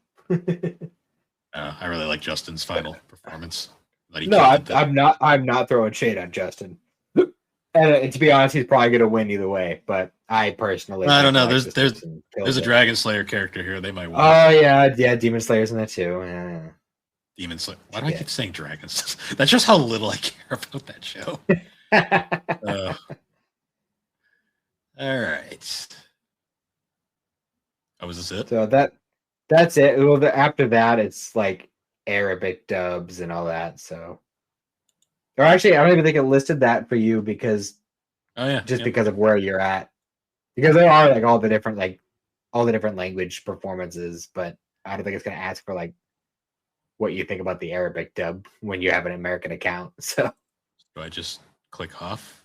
Is it just good or did it? I guess. Next, I guess. Yeah, I tried. It didn't do anything. I'll just I'll leave it as is. Yeah, so that was the Anime Awards. They were sure Anime Awards. Well, the nominees we have yet to we'll get the results within the month. I don't know when exactly they tally their votes. Yeah, we'll get them eventually, and then I'm sure everybody will complain for a month, and then I'll complain because Apothecary won't win any of the fucking things it should. Yeah, and Apothecary is not going to get a single fucking win, probably. Even though Mamo is best girl, she's gonna get fucking protected at all costs. The one category she shouldn't win. Yeah. Shouldn't even be nominated for that. No, Suika deserves that one, in my personal opinion. But the fucking character that they locked in a dungeon, and her response was, "I guess I can eat these bugs." I'm just gonna eat these bugs and these snakes. Yeah, the character that willingly eats poison. Yeah, I don't think she needs to be protected. I think she's fine. Not even willingly eats it; she relishes it. She needs to be protected. Okay. Yeah, I think she's fine. Let's be real here. Jinshi's the bottom in that relationship. Let's be real here. Oh, big time. If she even felt like it, she'd be annoyed more than anything. I'll let you be top this time because I'm just bored. I mean, she's probably not even interested, to be honest. But because I just think of that ending scene where he fucking bites her, and she's like, "Really? No, stop! I don't want to do this." He's just like, "She's seriously right now? All right, whatever." Yeah. So we're at 2 hours now. We should probably do our segment because oh boy. Before we run out of time. Where's my banner? Hooray. Halo anime time. So we were talking about animes that got surprisingly dark. Were you expecting this one to be as dark as it was? Not in particular, but the one thing that you can say that the Paramount series did was it prepared me for this because they did this almost exact thing. Maybe they stole it from this, to be honest. It might just be like an actual lore thing. Maybe. Well, it probably is a lore thing because the series creators are involved. So if it's an actual lore thing, you can't really say it stole it. It's just it was actually being accurate for once. yeah, right. The Master Chief did not take his helmet off in this one. So there's that. But but a different Spartan did, and she died for it. The other Spartans, I guess, can. So this segment, I hate how the official order for these isn't even the one how they were released. Okay, this one is Homecoming. Which was produced by B-Train. Oh, this one wasn't even aired. This one was only released after the fact. That's funny. Like on the DVD release? That's weird. On the Blu-ray and Netflix release, because this was on Netflix for a while.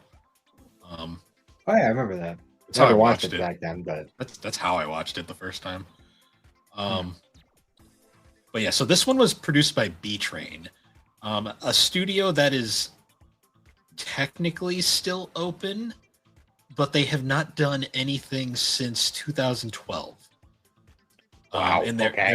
their official website no longer even exists. So they might as well not exist. Well, apparently, because the studio head, Kiyoshi Matsumo, retired, so they basically they still exist technically. Maybe, I don't know. I have no idea. Wikipedia. Well, it looked really nice. It did. So B Train is most famous for doing the Dot Hack series, which I know nothing about. Which that's fair because Dot Hack is confusing as fuck. Like I've played the games and I still don't know. I'm looking at anything else they had done. They did the Arc the Lad anime, which is kind of cool. That's a PS1 series of games. They did a series called Noir, which I have that on my hard drive, but I haven't watched it yet. Okay. Immortal Grand Prix? What is that about? Like a racing anime? Maybe, I don't know. Maybe. Most of their stuff is Dot Hack. Blade of the Immortal. What is that? That sounds familiar. I don't see anything. Nope. They did one of the segments in Batman Gotham Knight too. That's fun, I guess. But yeah, they're mostly known for Dot Hack, the giant series of video games that also span into anime. They're all loosely tied together. It's complicated. Oh, they did the Wild Arms anime too. That's fun. So they did a bunch of game adaptions. Interesting. Weird. But yeah, their most well-known thing by far was Dot Hack, and then they did this. This one, like little 13-minute segment of a film. It looked really pretty. It looked very pretty. So when you only do a 13-minute animation, you could really fucking pull out the stops. You don't have to really worry too much about budget. Well, yeah, especially when you're getting bankrolled by Microsoft. So yeah. But Homecoming. This one was interesting because this really went deeper into like the Spartan lore, but like not super deep, I guess you could say. Well, it kind of explained first of all, it's like, where did these kids come from? These people who were groomed into becoming these super soldiers. And it turns out they were just kidnapped. They were just fucking taken. But they weren't just taken. They were cloned and replaced by the clones. That is a plot that is like reused in a lot of stuff, but for some reason here, like I was just like, what? And also like all the clones apparently are like not well done clones because they're like all like have serious health issues apparently. Well, that's kind of like part of the thing. Well, in this particular version, it seems like they lasted like a good bit at least. I mean, the fucking because what's in it? Daisy, the main character from this segment. Yep. She had escaped with another group of Spartans who were like done with this shit, and she went back home. And they mentioned it's been 7 years, so it's been 7 years, and that clone is still there and alive. Yeah, but it's wheelchair bound apparently, which is odd. In the Paramount series, what they had done was they were replaced with clones that were specifically designed to die of illness within like a couple of months of being replaced. So there would be no questions. That is either more dark or less dark, depending on what your thoughts on how this one was handled. Because like, yeah, I guess it's debatable, but it is smarter. It is smart. It's darker at first. This one was dark because of the fact that the big moment where my big oh shit moment here was when they show Daisy goes to her clone and she's about to kill it, and then the clone gives her this like teddy bear thing, and then you find out she still killed it. It was her old teddy bear. Yeah, and then you find out she still killed it anyways, and I'm like, god damn. But then she still goes back to the Spartan program. Well, she doesn't really have a choice. I mean, she does. She could just sit in the chair and be like, "Hey, it's me." I'm significantly older now, and my hair's short, and I'm no longer crippled. But I don't know, I'm just saying. I don't know, the way it framed it to me, it seemed like they were captured again. Because I don't think they were gonna just let them go. Yeah, because we keep flashing between the present, which is like her leading like this big battle against the Covenant, and a hopeless battle too.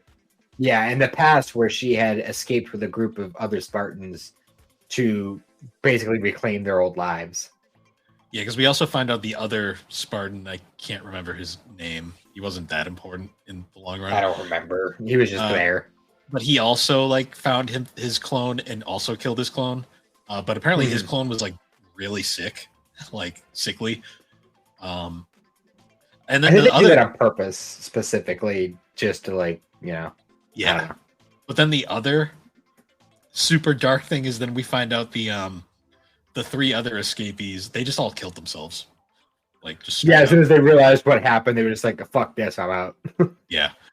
Which is really dark. I was just like, oh, this was not where because I have not seen these since I watched this the first time around. I was like, I don't remember this one being super dark. Yeah. Because then we get this whole like, because it's cool how they frame it, how it's like a montage between the present and then the past, and they kind of symbolize it by like her running through that battlefield and then her running on the bridge. The thing that got me though was like the second that they finally get to the point, because they basically the planet's already done, like there's no saving them, they basically were just trying to escape. When they finally get to the thing, she ends up getting injured, and they spend so much time trying to save her that they end up all just getting killed. Like, there. And then she just fucking like bleeds out right there. Nice. And and we end with Master Chief just kind of standing over the body, just kind of looking at her, and then he puts the little teddy bear plush into her hand before he leaves. Yeah, and then it does the classic eye close because she was dead with her eyes open. Which is like, the teddy bear was like symbolic because like she was holding it when she was kidnapped and she dropped it, and then I guess the clone picked it back up. I don't know. Yeah, and then she got it back and had it on her gun of all things. Hey, whatever works. Yeah, very, very dark. The Master Chief cameo was funny because he like doesn't star in like any of these except for the last one. He's also like, he didn't look like Master Chief. Like it took me a minute to be like, oh, that is Master Chief. His body type seemed wrong. That's probably more the animation than the actual intent. Than anything. Because he showed up and I'm like, oh, he's here. And I'm like, oh, he's a big softie. Okay. Makes sense. Yeah, definitely more substance to this one than the Origins or the Duel, which was mostly just flair. I like this one, I will say, but I almost wish this was more. Like we actually got a fleshed out series out of it. Well, maybe just like a movie, or even like honestly, like each of these could have been like their own movie, in a way. Yeah, I mean, Origins easily could have been the Duel. That one was a little too. That was more flair over substance. Honestly, that one could have been like if they did a movie about the Arbiter we're familiar with, because there's a modern day Arbiter that is in the Halo games. If that had been like a flashback for like going through that character's whole deal, like that would have worked. But I don't think he needed a whole movie. Yeah. Yeah, I like this one. It was fine. Not my favorite one. Those are coming up because next week we get to watch Odd One Out, which is the toy animation one, and boy, is it special. So unlike the rest of these, the next one is not canon to Halo. It is a parody, and oh boy, is it great! Okay. Is it great? You will understand next week. Trust me.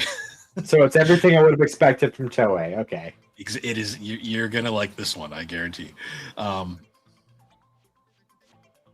Yeah. So that was Halo Legends for the week. Not a lot to say on this one. More, it was dark and fascinating at the same time. Mm-hmm. An interesting combination. But yeah, this was an over 2 hour episode. Jesus. Yeah, we spent a lot of time talking about animes. We spent a lot of time talking about the same like 4 shows, pretty much. Yeah. And how Apothecary is going to get robbed, most likely. Again. Yeah, I guess though with that, once again, everybody, thank you for joining us on Geek Addicts. You can find Geek Addicts on all the major podcasting platforms. And be sure to check us out over on the Superpod Network, superpodnetwork.com. Awesome site, a whole bunch of different podcasts, videos, blogs, a whole bunch of fun stuff. Game Club game is Ape Escape 2. I won one for once. Yay me. Huzzah. We're still doing GBA blogs. Look out for those. Yeah, a lot of fun stuff going on over there. A lot of fun shows. And with that, everybody, once again, thank you for joining us, and we will see you all later. Have a good one.